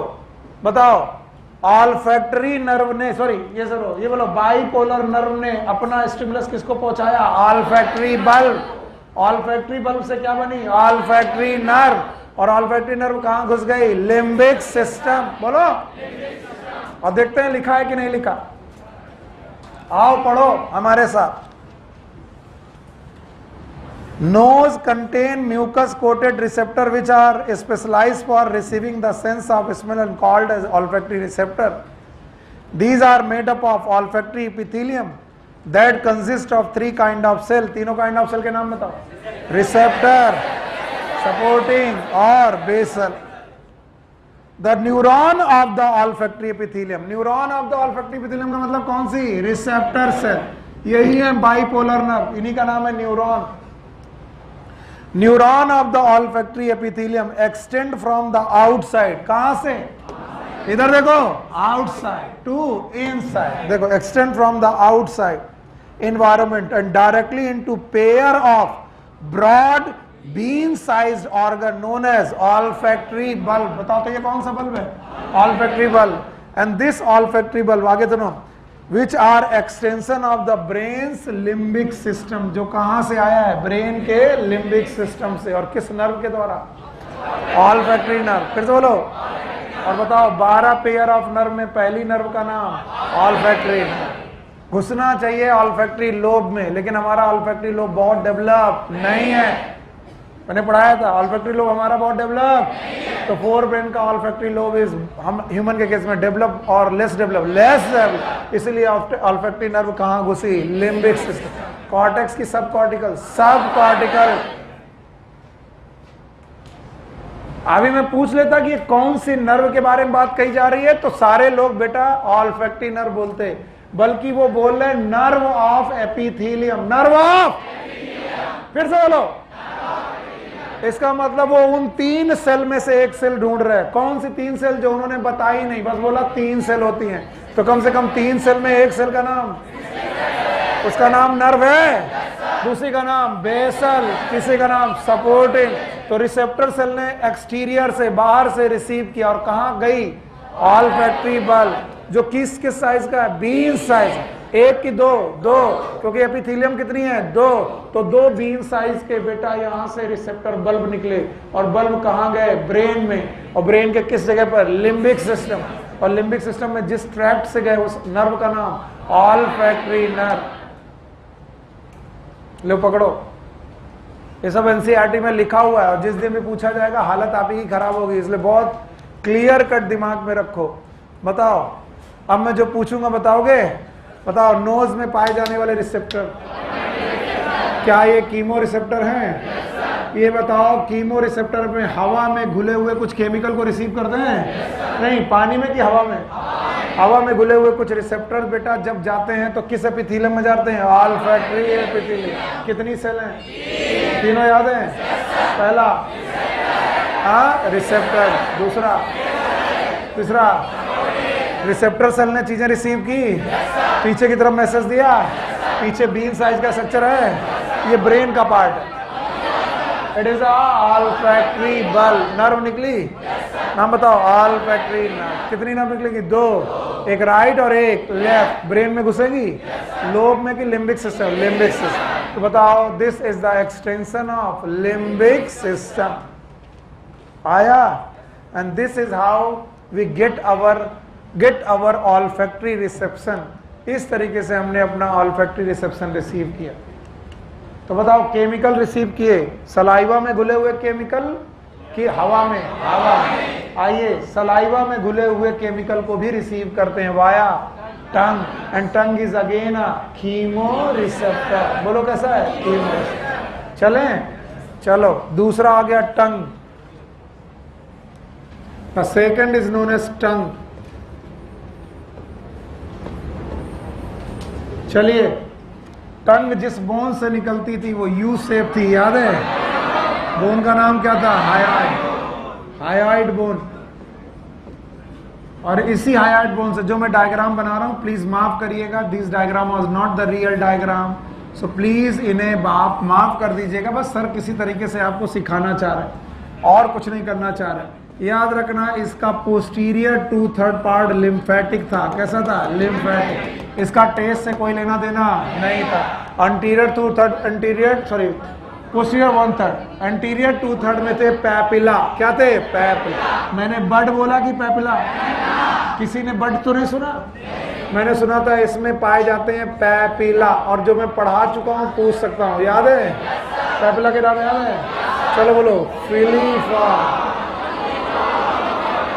एक क्या था? फंजीफा। याद आ गया, वेरी गुड। और एक कौन था? फोलिएट। फोलिएट है।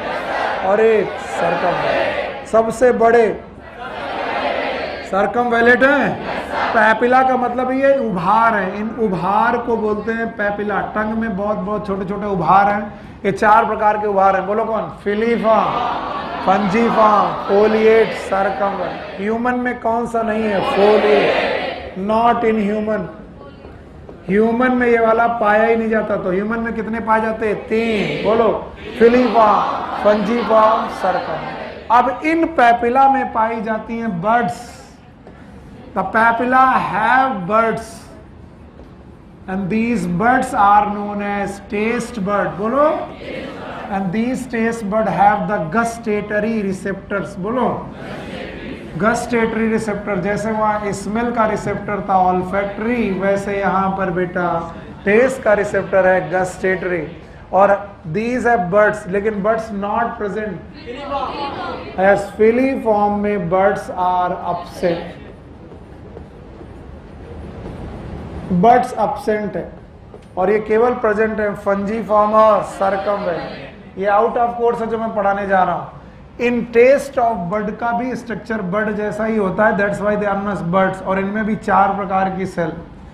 एक प्रकार की सेल्स का नाम है रिसेप्टर सेल्स। अगेन ये रिसेप्टर सेल नर्व ही है और कुछ नहीं है। These are known as receptor cells. इन रिसेप्टर सेल्स के अलावा they have basal cells. Basal cell के अलावा they have supporting cells and they look like bird. तो इसमें जो व्हाइट वाला पोर्शन है, this is nothing but this is known as receptor cells. फिर वही लिख दूंगा, कुछ नहीं होगा। व्हाइट वाली रिसेप्टर नर्व है, रिसेप्टर। ब्लू वाली सपोर्टिंग है और बेस वाली बेसल है। और चूंकि वो बर्ड जैसी दिखती हैं इसीलिए इन्हें बोलते हैं टेस्ट बर्ड। और इनसे बेटा नर्व निकली है जो टेस्ट लेके जाती है। और आपकी टंग में टोटल कितने टेस्ट? 4। भूल गए होगे? बताओ कौन? स्वीट, सॉर, बिटर और सॉर। बताओ मिर्चा कड़वा लगता है? मरचा का टेस्ट क्या है? सो रहे हो? बताओ मरचा का टेस्ट कैसा है? पढ़ो। मीठा, खट्टा, कड़वा कि नमकीन? कुछ नहीं। बताओ मिर्चा, मरचा।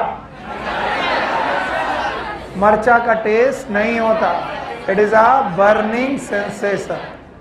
क्या गजब हो, घोड़े हो बिल्कुल, खड़े खड़े सो जाते हो। और बैठा ऐसे कर रहा, सो रहा। आंखें खोल के सोने वाला आदमी पहली बार देखा है। तो बताओ हमारे पास टंग में जो रिसेप्टर पाए जाते हैं, they are known as taste bud और also known as gustatory receptor. एक बात बुक में लिखी हुई है, जाकर के अंडरलाइन करना, मैं बुक बार बार नहीं पढ़ूंगा। बोलते हैं कि टेस्ट के रिसेप्टर और स्मेल के रिसेप्टर इंटीग्रेट करते हैं। ये शब्द जब मिल जाए तो अंडरलाइन कर लेना, इंटीग्रेट करते हैं। इंटीग्रेट करते हैं मतलब मिक्स करते हैं। अगर आपकी नाक बंद है और आपको कुछ सही से स्मेल नहीं आ रहा है तो टेस्ट अच्छा लगेगा कि नहीं? नहीं अच्छा।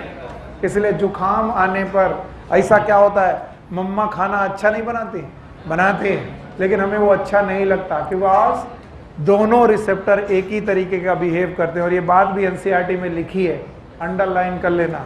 Now the most awaiting topic, it is known as eye. So we are going to study about the eye. आइए, जो कभी नहीं आई वही है आई।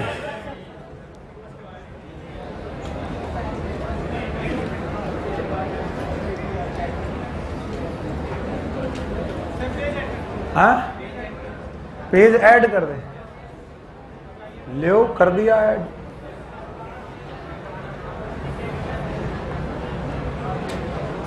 आइए हम लोग एक बढ़िया रिसेप्टर पढ़ते हैं, दैट इज नोन एज आई।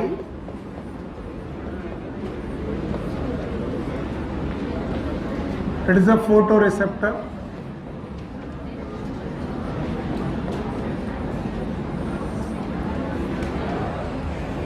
भाई मेरे बच्चे, मन भर गया हो तो कोई बात नहीं, और मन भरने से होगा कुछ नहीं, टॉपिक तो करना ही पड़ेगा। इसलिए सामने देखो, उससे कहो बतियाओ नहीं तो आके वहीं कचरेंगे। आगे कचरना यू नो दैट, हाथ से मारना होता है,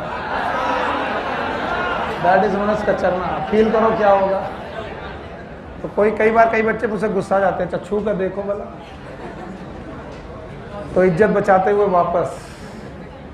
it is known as photo receptor, और ये हमारी खोपड़ी के अंदर पाई जाती है, that is known as skull. कई लोग खोपड़ी बोलते सोचते हैं यहां पाई जाती है। स्कल याद है? It's a cranium facial year, याद है? और स्कल में एक सॉकेट में पाई जाती है, and this is known as eye orbit.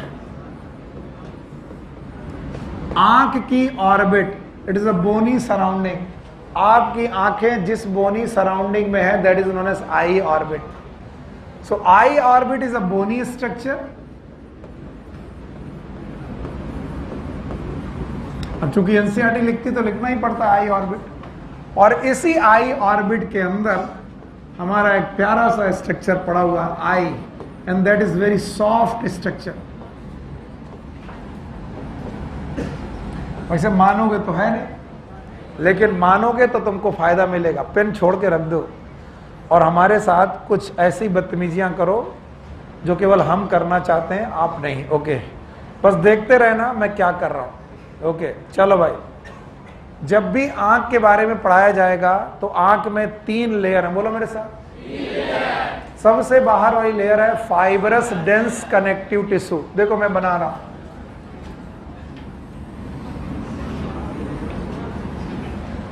Sorry बहुत बढ़िया डायग्राम नहीं बनेगा, लेकिन आप अगर कॉन्सेप्ट से पढ़ना चाहोगे तो ये बहुत अच्छा लगेगा। और अगर आपको लगेगा डायग्राम अच्छा नहीं बना रहे सर, तो कभी नहीं बनाया डायग्राम अच्छा, कुछ तो भाग लिए।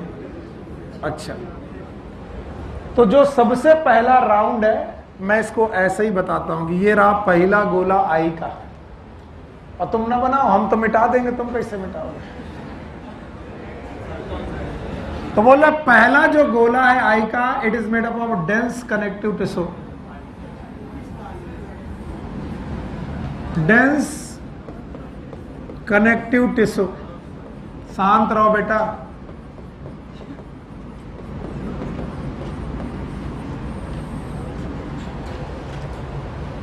Sometime it is made up of fibers, fibrous, collagen और other fiber।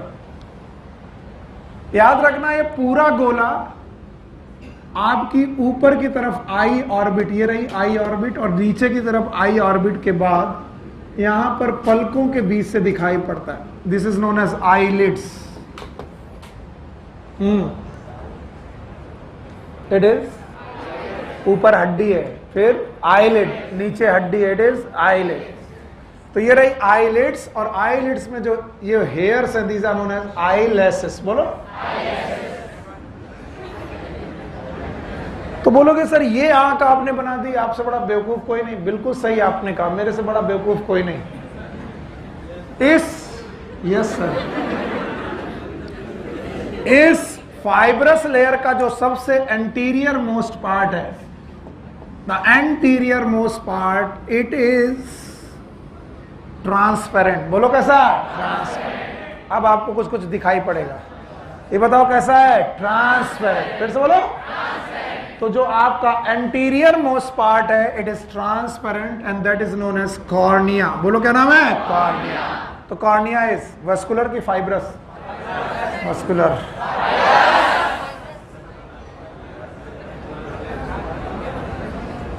तो हद करना है, बदतमीजी करना ही है, नहीं सीखना है तो ना सीखो।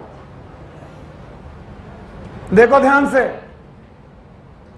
पूरा का पूरा लेयर डेंस कनेक्टिव टिश्यू। बोलो कैसा? फाइब्रस। ये सब पूरा आखिरी लेयर, जो सबसे बाहरी लेयर है वो फाइब्रस है। इसको समझ लो, तभी आएगा, नहीं तो मर जाओगे पढ़ते पढ़ते, कभी नहीं आएगा। बस फाइब्रस कंडीशन में हुआ यूं है कि इसका एंटीरियर मोस्ट पोर्शन बेटा इट इज ट्रांसपेरेंट। बोलो कैसा है? ट्रांसपेरेंट। तो ट्रांसपेरेंट वाला रीजन कहलाता है कॉर्निया और बेटा बाकी पोर्शन कहलाता है स्क्लेरा। तो बताओ ये क्या है? ये क्यों नहीं दिखाई पड़ेगी? क्योंकि ये हड्डी के अंदर, बोलो, ये ऑर्बिट के अंदर है। ओके, लेकिन फिर भी कुछ पोर्शन दिखाई पड़ेगा, व्हाइट दिखाई पड़ रहा है। That white portion is sclera. That is sclera. तो जो काला दिख रहा है that is not काला, that is transparent. बोलो ट्रांसपेरेंट। तो बोलते हैं सर कांच का कोई कलर नहीं है, तो कांच काला क्यों दिख रहा? तो मैंने कहा पीछे काली फिल्म है या काला पर्दा है। अगर पीछे पर्दा काला तो कांच काला, पीछे पर्दा नीला तो कांच नीला, हरा तो हरा, गुलाबी तो गुलाबी। तो भैया इसका कोई कलर नहीं है, ये ट्रांसपेरेंट मेम्ब्रेन है और इसका नाम है कॉर्निया। बोलो क्या नाम? कॉर्निया। तो बताओ कॉर्निया इज वस्कुलर की फाइब्रस? हाँ, फाइब्रस। मुझे इतना ही जवाब चाहिए, इसके अलावा कोई जवाब नहीं चाहिए। बोलो सबसे आखिरी लेयर का नाम? Fibrous layer. कैसी लेयर है? फाइब्रस। फाइब्रस लेयर का पोस्टीरियर 2/3 से ज्यादा पार्ट बोनी सॉकेट के बाहर के अंदर फिर बाहर है। बाहर वाला भी पोर्शन कुछ ओपेक और कुछ ट्रांसपेरेंट। जो ओपेक है उसका नाम स्क्लेरा। स्क्लेरा, ये रहा स्क्लेरा। तो आपकी आंख में जो बेटा सफेद सफेद दिखाई पड़ रहा है इट इज स्क्लेरा। ऊपर की तरफ सर ये क्या बनाई है? These are eyelid. आईलैसेस नहीं, आईलिड। और इनमें जो हेयर है ये आईलैसेस। अब आप लोग अपनी अपनी आंखों पे ध्यान दो, बाकी चीजें आ जाएंगी। देखो ये जो है ये क्या है? आईलिड। ऊपर वाली आईलिड, बाल उसके आईलैसेस। इन दोनों को खोलो, खुल गई। जैसे ही खोला एक सफेद सफेद बॉल दिखाई पड़ रही है, सफेद पोर्शन स्क्लेरा। और काला वाला काला क्यों बता रहा हूं? That is known as cornea. Cornea काली है कि ट्रांसपेरेंट? ट्रांसपेरेंट। और ट्रांसपेरेंट का कारण है कि इसके पीछे पर्दा क्या है? काला। पर्दा काला है। तो अभी तो मैंने एक ही स्टेप बढ़ाया है। तो बाहर लेयर, फिर से बोलो फाइब्रस। पक्का? अब आओ दूसरी लेयर वस्कुलर। बोलो फिर से बोलो। तो सेकेंड लेयर इज वस्कुलर। इतना ही बोलते रहोगे तुम्हारा बेड़ा पार है। दूसरी जो लेयर है इट इज वेस्कुलर और ये पीछे पोस्टीरियर 2/3 में बड़ी पतली है।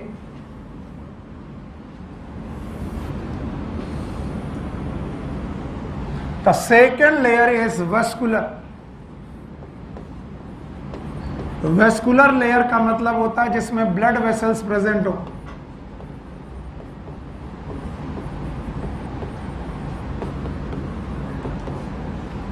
और इस ब्लड वेसल्स प्रेजेंट वाली लेयर का नाम रखा गया कोरॉइड। बोलो क्या नाम है? कोरॉइड। तो अगली बार मुझे कोरॉइड शब्द सुनना ही नहीं है, मैं बोलूंगा दूसरी लेयर वैस्कुलर। जैसे मुझे स्क्लेरा नहीं सुनना, मुझे सुनना है पहली लेयर। तो सबसे बाहर वाली फाइब्रस। फाइब्रस है, उसके अंदर वैस्कुलर। पता फाइब्रस लेयर का नाम क्या है? स्क्लेरा। और ट्रांसपेरेंट पोर्शन का नाम कॉर्निया। फिर से बोलो कॉर्निया। फिर बेटा वेस्कुलर लेयर, वेस्कुलर लेयर का नाम कोराइड। कोराइड एक पतली लेयर है पीछे की तरफ, लेकिन आगे की तरफ आकर के ये काफी मोटी हो जाती है। और इस मोटी लेयर को ध्यान से देखने की जरूरत है। बोलते हैं आगे यही लेयर बेटा एक बॉडी बनाती है, that is known as ciliary body. फिर से बोलो सीलियरी, बोलो। और इस सीलियरी बॉडी से एक्सटेंशन निकलती हैं बेटा, जिन्हें नाम है आइरिस। फिर से बोलो iris. It is known as iris. तो बताओ iris is vascular, ciliary body is vascular, choroid is vascular. First layer की सेकंड लेयर, सेकंड लेयर। इसी बेटा सीलियरी बॉडी से सस्पेंसरी लिगामेंट निकले हुए हैं। क्या निकले हुए हैं? They are known as suspensory ligament. बोलो सस्पेंसरी लिगामेंट। लिगामेंट में जुड़ा हुआ है एक क्रिस्टलाइन लेंस। बोलो क्या जुड़ा है? Crystalline lens.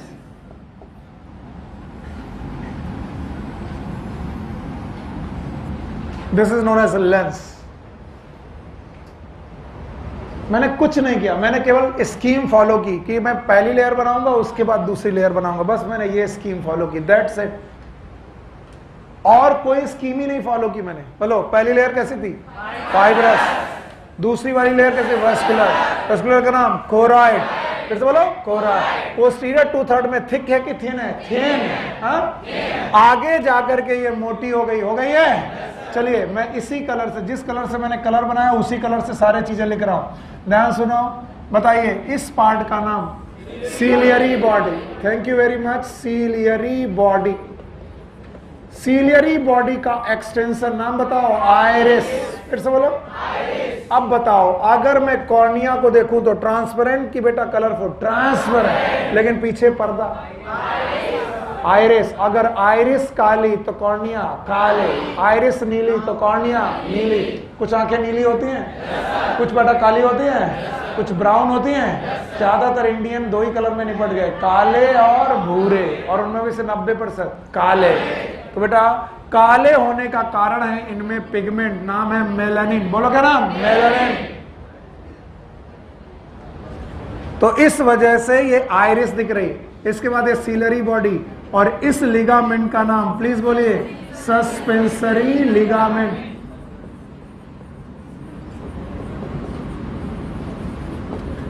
और जो ये सस्पेंसरी लिगामेंट एवरीवन, इसमें जुड़ा हुआ एक स्ट्रक्चर है जो क्रिस्टलाइन है, और it is known as lens. Lens. दो लेयर निपट गई।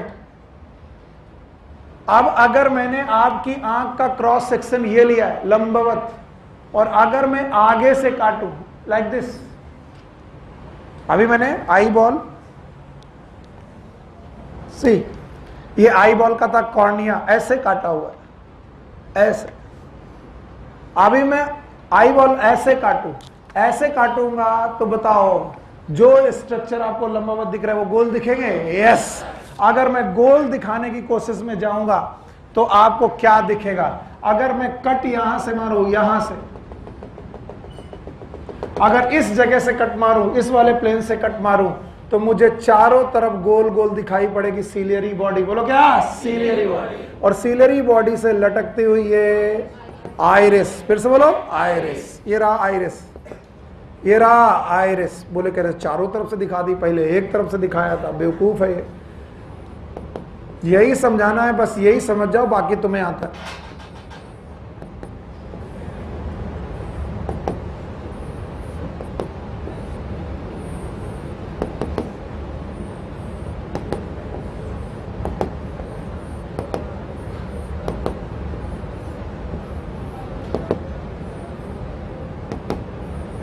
अब बताओ ये जो स्ट्रक्चर बचा है, बोलो प्यूपिल। हाँ प्यूपिल। अगर मैं इसका क्रॉस सेक्शन ऐसे कट करूं तो ऊपर आइरिस, नीचे आइरिस, और ये वाला स्ट्रक्चर प्यूपिल नहीं आया। तो दूसरा दो आइरिस के बीच की जगह का नाम बोलो क्या कहलाएगा? Pupil. It is known as pupil. It is known as pupil. Sir नहीं समझ में आए नहीं सर, आप ऐसे कैसे काट रहे हो? अब आंख निकाल के तो काट के दिखा नहीं सकते।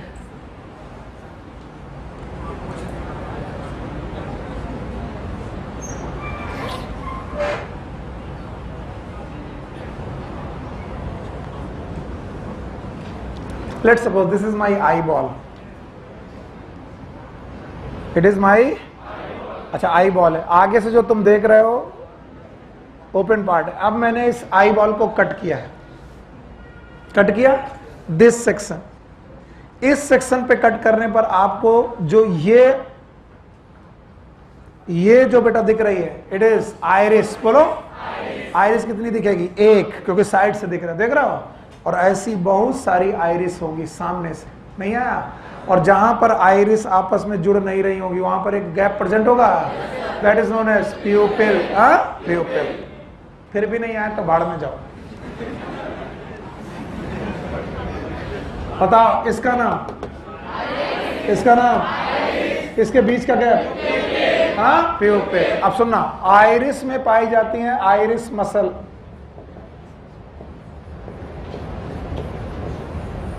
और आइरिस मसल अगर कॉन्ट्रैक्ट हो जाए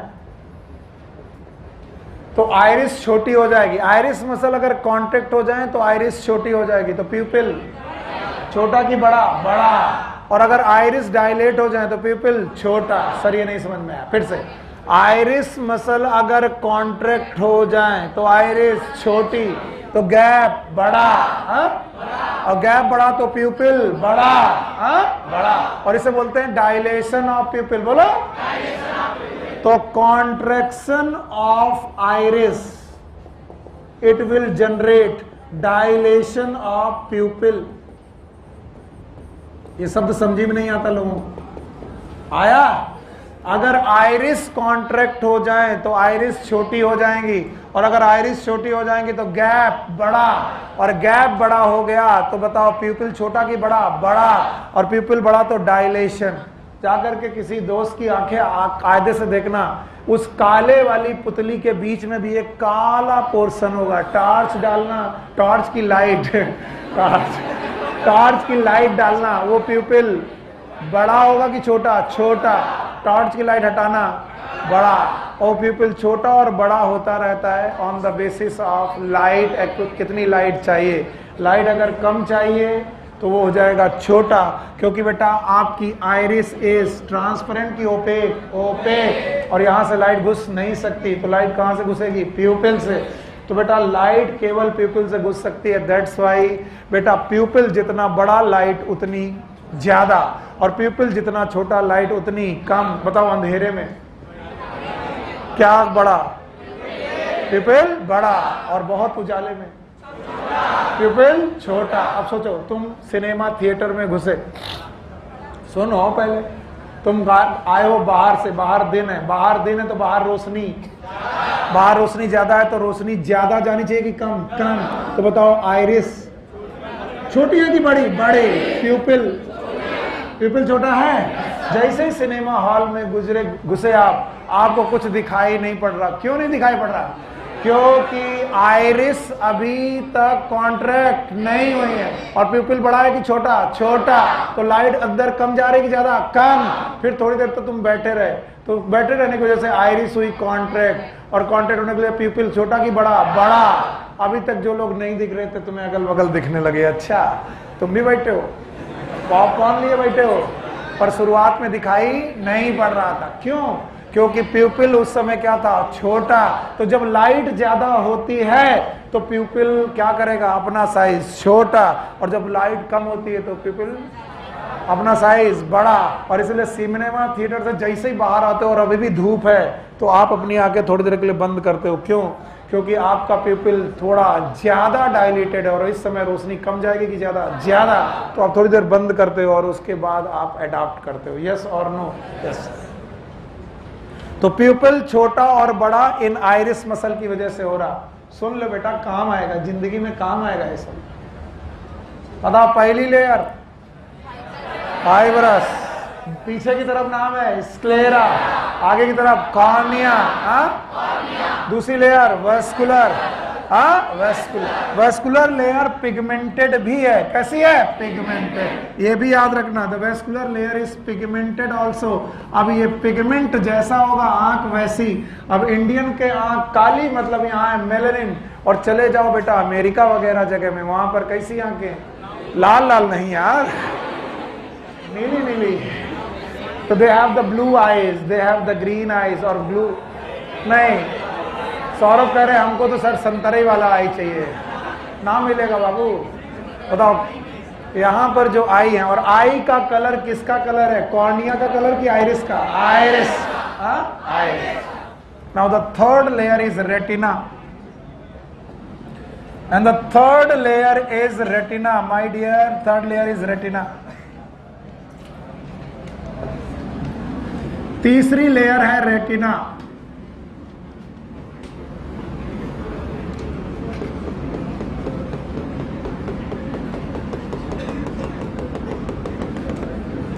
It is known as retina,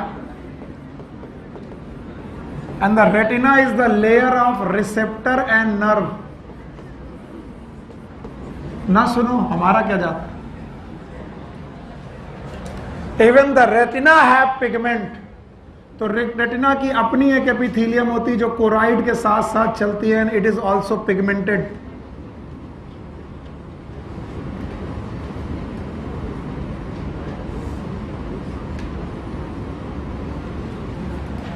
Even the retina have receptor and nerve also have the pigmented epithelium.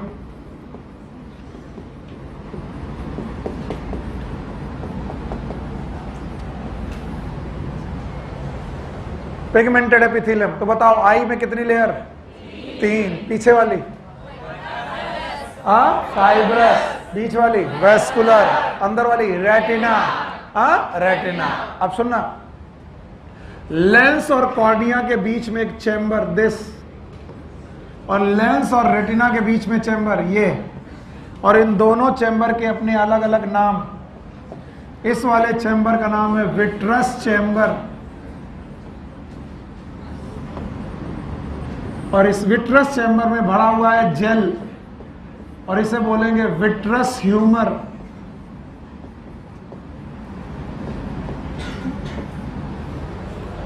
और कॉर्निया और लेंस के बीच का चैम्बर कहलाता है aqueous chamber.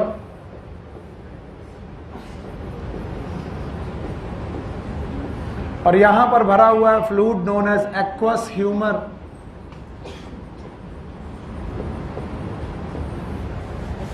Aqueous humour.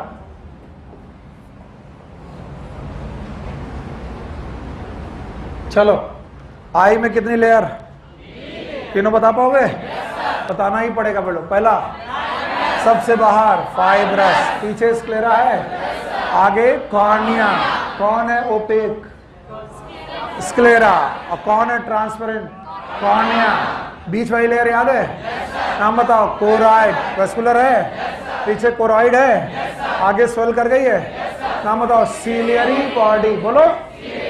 Ciliary body आगे एक्सटेंड की है, किसमें? आइरिस। फिलामेंट है, नाम बताओ। Suspensory filament. क्या निकला है? लेंस। पक्का। और तीसरी लेयर रेटिना। मैं जानबूझ करके आपके साथ ये ऐड करके तीसरी बार में आपको रेटिना पढ़ाने की कोशिश में हूं। अगर रेटिना समझ में ना आई बाबू, तो तुम चाहे कितना भी आई समझ लो, तुमको कुछ ना आएगा। बाकी तुम हाँ हाँ ही करते रहोगे और कुछ नहीं कर पाओगे। ओके रुक जाओ, जितना मैं बोलूं उतना ही बोलो। ये है आई, बोलेंगे नहीं सर आप बेवकूफ बना रहे हो। Yes it is I. अरे अगर किसी के सामने बोल दो कि ये आई है तो वो कहेगा तुम्हारा टीचर है बेवकूफ। इनफैक्ट वो बोलेगा तुम्हें कि तुम्हारा टीचर है बेवकूफ। यस सर कह रहा। आइए पहली लेयर को एक्सटेंड करते हैं। बताइए ये क्या है? दूसरी लेयर को एक्सटेंड करते हैं। बोलो क्या? सीलियरी बॉडी और आइरिस। याद आया? 2 लेयर एक्सटेंड हो गई। और इसी में फिलामेंट आता है। बोलो सस्पेंस। और ये कौन है? लेंस। और तीसरी लेयर को चुपचाप जोड़ देते हैं। जोड़ देते हैं, बोलो क्या है? रेटिना। रेटिना। जब मैंने ऐसे 3 गोले मारे थे तो लोगों को लग रहा था पागल बना रहे। बताओ, ये है आई, याद रहेगा? बाहर वाला, बस इतना सीखे मेरे बाबू, राजा बाबू हो गए। बोलो, बाहर वाला फाइब्रस, बीच वाला अंदर रेटिना। पक्का? अब रेटिना में जब चलोगे इनसाइड टू आउटसाइड, बोलो फिर से बोलो, तब क्या मिलेगा वो ध्यान से सुनो। सबसे मिलेंगे, पहले मिलेंगे गैंग्लिया, सबसे अंदर मिलेंगे गैंग्लिया। बोलो, they are known as ganglia.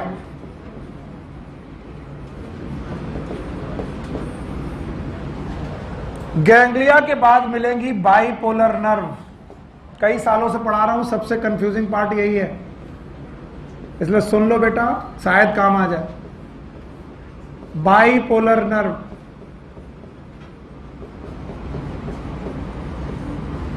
सबसे पहले गैंग्लिया, फिर बाइपोलर नर्व, और उसके बाद बाबूजी जो मिलेगा उसे बोलते हैं रॉड्स एंड कोन। रॉड जैसा तो रॉड, और कोन जैसा तो कोन। रॉड एंड कोन्स, मैंने केवल रे डायग्राम बनाए हैं। सो ये रॉड और कोन्स जो हैं, they are known as photo receptor.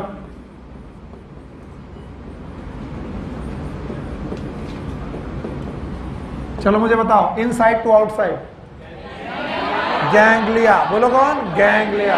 फिर से बोलो,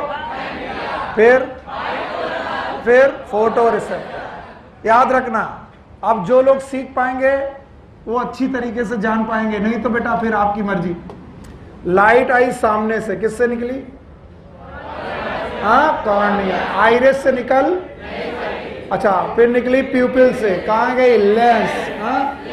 तो लेंस से निकलते वक्त बेटा ये पहुंची, लेंस क्रॉस करके कहां पहुंची? एक्वास ह्यूमर की विट्रस? विट्रस ह्यूमर पहुंची। और विट्रस ह्यूमर पहुंची होगी तो सबसे पहले कहां गई होगी? रेटिना। फिर से बोलो, तो बताओ रेटिना में सबसे पहले क्या पढ़ा होगा? गैंग्लिया पे रुकी नहीं, फिर बाइपोलर, और फिर कोन्स एंड रॉड। बस यही सीख लो तो मजा आ जाए। क्या बात कर रहे हो, उल्टा पढ़ा रहे हो। इनफैक्ट यही है, लाइट जब घुसी कॉर्निया, प्यूपिल, लेंस, विट्रस ह्यूमर, और जैसे बेटा पड़ी रेटिना में, तो रेटिना की खुद की कितनी लेयर? 3। पहला गैंग्लिया, फिर इसको रिसीव किसने किया? गैंग्लिया ने। किसने? फोटो रिसेप्टर ने। मेरे बच्चे मेरा साथ दो, फोटो रिसेप्टर ने इस लाइट को रिसीव किया, और लाइट को रिसीव करने के बाद स्टिमुलस जनरेट किया। क्या जनरेट किया? स्टिमुलस। और ये स्टिमुलस दिया बाइपोलर नर्व को। बोलो, बाइपोलर नर्व ने दिया गैंग्लिया को। बोलो कौन? गैंग्लिया। और गैंग्लिया ने अगेन नर्व फाइबर निकाले, क्योंकि ganglia is the group of cyton. फिर से बोलो, और ये बहुत सारे नर्व फाइबर जुड़ के बनाए ऑप्टिक नर्व। बोलो क्या नाम? ऑप्टिक। और वो ऑप्टिक नर्व आई बॉल को छोड़कर बाहर निकली, और जिस जगह से निकली बाबू, उस जगह का नाम है ब्लाइंड स्पॉट। फिर से बोलो, ब्लाइंड स्पॉट। यकीन के साथ मैं कह सकता हूं तुम्हें कुछ समझ में नहीं आया। अरे अब मैं यहां बना रहा हूं, अब मुझे यकीन है कि तुम सीख लोगे रेटिना को। चलो, अगर मैं रेटिना बनाऊं, और ऐसे बनाना नहीं चाहिए, कोई टीचर नहीं इतना रिस्क लेता, लेकिन मैं ले रहा हूं। मान लो ये तीसरी लेयर बेटा रेटिना है, तो सबसे पहले गैंग्लिया। गैंग्लिया। सर ये रेटिना है, सर आपने रेटिना बना दी, मैं थोड़ा बड़ी बना रहा हूं। ये रहा गैंग्लिया, याद रहेगा? अच्छा बताओ, ये वाला बाइपोलर नर्व। फिर से बोलो, और ये क्या है? Rod and cone. Rod and कोन। बताओ कहां पर पहुंचा? रॉड एंड कोन। पीछे पिगमेंटेड एपिथेलियम। बताओ रेटिना में अपनी पिगमेंटेड एपिथेलियम थी, तो जो लाइट गई है वो पिगमेंटेड एपिथेलियम में रुक गई, और पिगमेंटेड एपिथेलियम के पीछे कौन है? कोराइड। फिर से बोलो, तो लाइट आगे जाएगी कि नहीं जाएगी? नहीं जाएगी। तो पकड़ी किसके द्वारा जा रहा है? रॉड और कोन। किसने मैसेज दिया? बोलो, किसने मैसेज दिया? रॉड एंड कोन किसने? बाइपोलर। और बाइपोलर से बेटा गैंग्लिया, और गैंग्लिया से क्या निकली? नर्व। बताओ इधर की गैंग्लिया से भी क्या निकले, नर्व, और बहुत सारी नर्व के फाइबर एक साथ इस पूरी के पूरे आई बॉल को छोड़े, जिस जगह से छोड़े उसका नाम ब्लाइंड स्पॉट। यहाँ तो बिल्कुल ही नहीं समझ में आएगा, समझ में वही आएगा। पीछे कैसे जाए, इससे चलो, इससे चल रहा है, वहीं समझ में आएगा। यहाँ तो मैंने केवल आपका तरीका बनाया। अब बताओ, अगर मैं बोलूं कि एक पोस्टीरियर पोल के पास से यहां से एक नर्व फाइबर का ट्रैक्ट निकल रहा है और वो नर्व फाइबर का ट्रैक्ट गैंग्लियन सेल से होकर के निकला है, तो जिस जगह से वो नर्व फाइबर का ट्रैक्ट निकल रहा है उसका नाम ब्लाइंड स्पॉट। फिर से बोलो। और बताओ जो नर्व निकल रही है कौन सी क्रेनियल नर्व है, पता नहीं, पहली, दूसरी की आठवीं?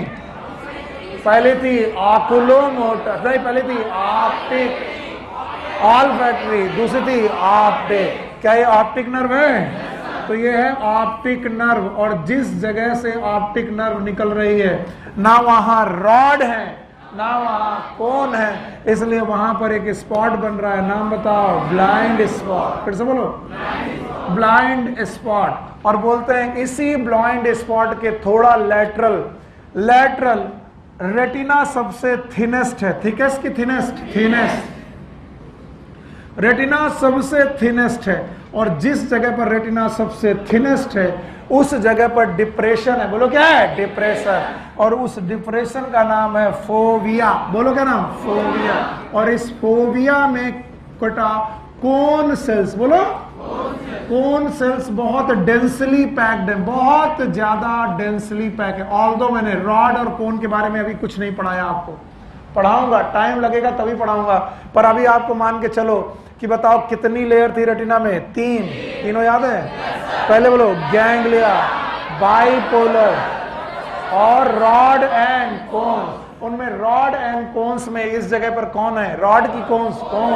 और इस जगह की इमेज शार्पेस्ट है। कैसी है? शार्पेस्ट। और इस डिप्रेशन में पीला पीला स्पॉट है, और पीला को लूटिया बोलते हैं, and that's why this spot is known as macula लूटिया।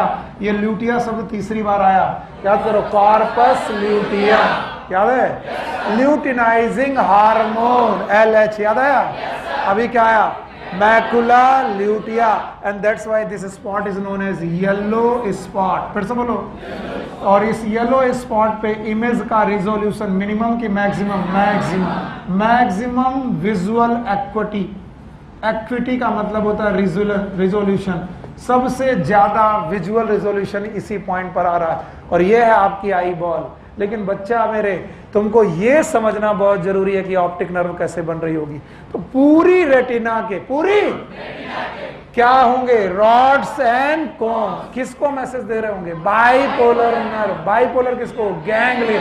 और पूरी रेटिना के गैंग्लिया क्या बना रहे होंगे? नर्व। और वो नर्व एक जगह से निकल रही होगी, जिस जगह से निकल रही होगी उस स्पॉट का नाम ब्लाइंड स्पॉट। बताइए यहाँ इमेज बनेगी कि नहीं बनेगी? नहीं बनेगी। और उसके लेटरल साइड में एक डिप्रेशन होगा, डिप्रेशन का नाम फोविया, और उस फोविया में पीला पीला कुछ होगा, यहाँ पर इसका नाम होगा मैकुला ल्यूटिया। और यहाँ पर कोन की रॉड, कोन का बेटा अरेंजमेंट मिनिमम की मैक्सिमम, और ये मैक्सिमम जो कोन है इस जगह से पीला पीला कलर होगा। बोलो क्या होगा? Macula lutea. मेरे बच्चे चलो बेटा, इन साइड टू आउटसाइड, चलो लेयर बताओ पहले। गैंग्लिया, और उसके पीछे पिगमेंटेड एपिथेलियम। तो बताओ रेटिना की सबसे पीछे वाली लेयर पिगमेंटेड एपिथेलियम। इसका मतलब कोरॉइड के साथ रेटिना की एक पिगमेंटेड एपिथेलियम है। यस और नो? तो कोरॉइड भी पिगमेंटेड और रेटिना की भी बेटा लेयर बेटा पिगमेंटेड है। याद रखना, रेटिना सीलरी बॉडी तक आते आते अपनी तीनों लेयर खत्म कर देती। कौन सी तीन लेयर? गैंग्लिया, फिर से बोलो, गैंग्लिया,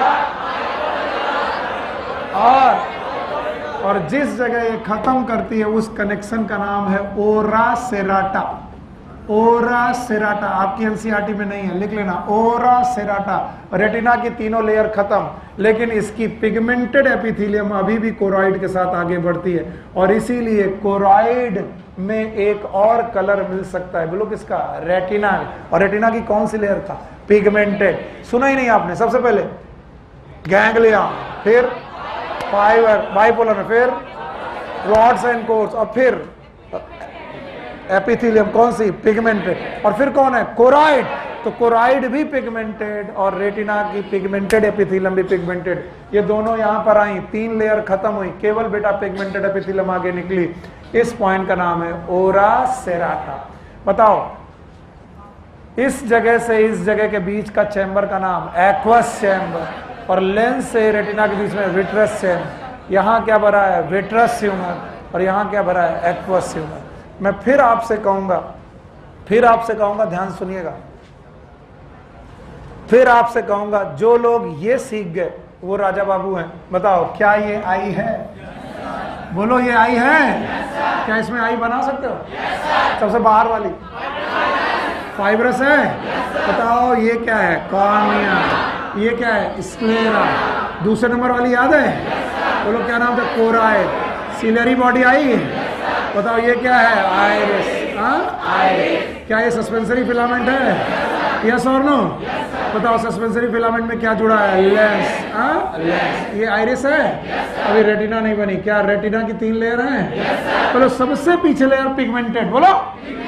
चलो मैं पिगमेंटेड एपिथेलियम बनाता हूं। सबसे पीछे पिगमेंटेड, और उसके बाद रॉड एंड कोन, बोलो कौन, फिर बाइपोलर, और फिर गैंग्लिया। गैंग्लिया नर्व निकाल रही है, स्पॉट का नाम बाइस। तो क्या हमारी रेटिना की भी पिगमेंटेड एपिथेलियम है? जिस जगह वो खत्म हो रही है तीनों लेयर, ओरस, उसके बाद क्या चालू है, पिगमेंटेड एपिथेलियम।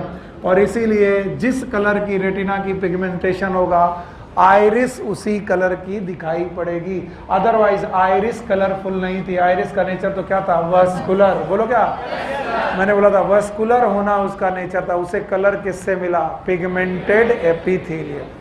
नहीं आया? मैकेनिज्म ऑफ विजन आज पढ़ाऊंगा नहीं, क्योंकि इट विल टेक टाइम। सो कल ये चैप्टर खत्म हो जाएगा। आई खत्म, ईयर खत्म।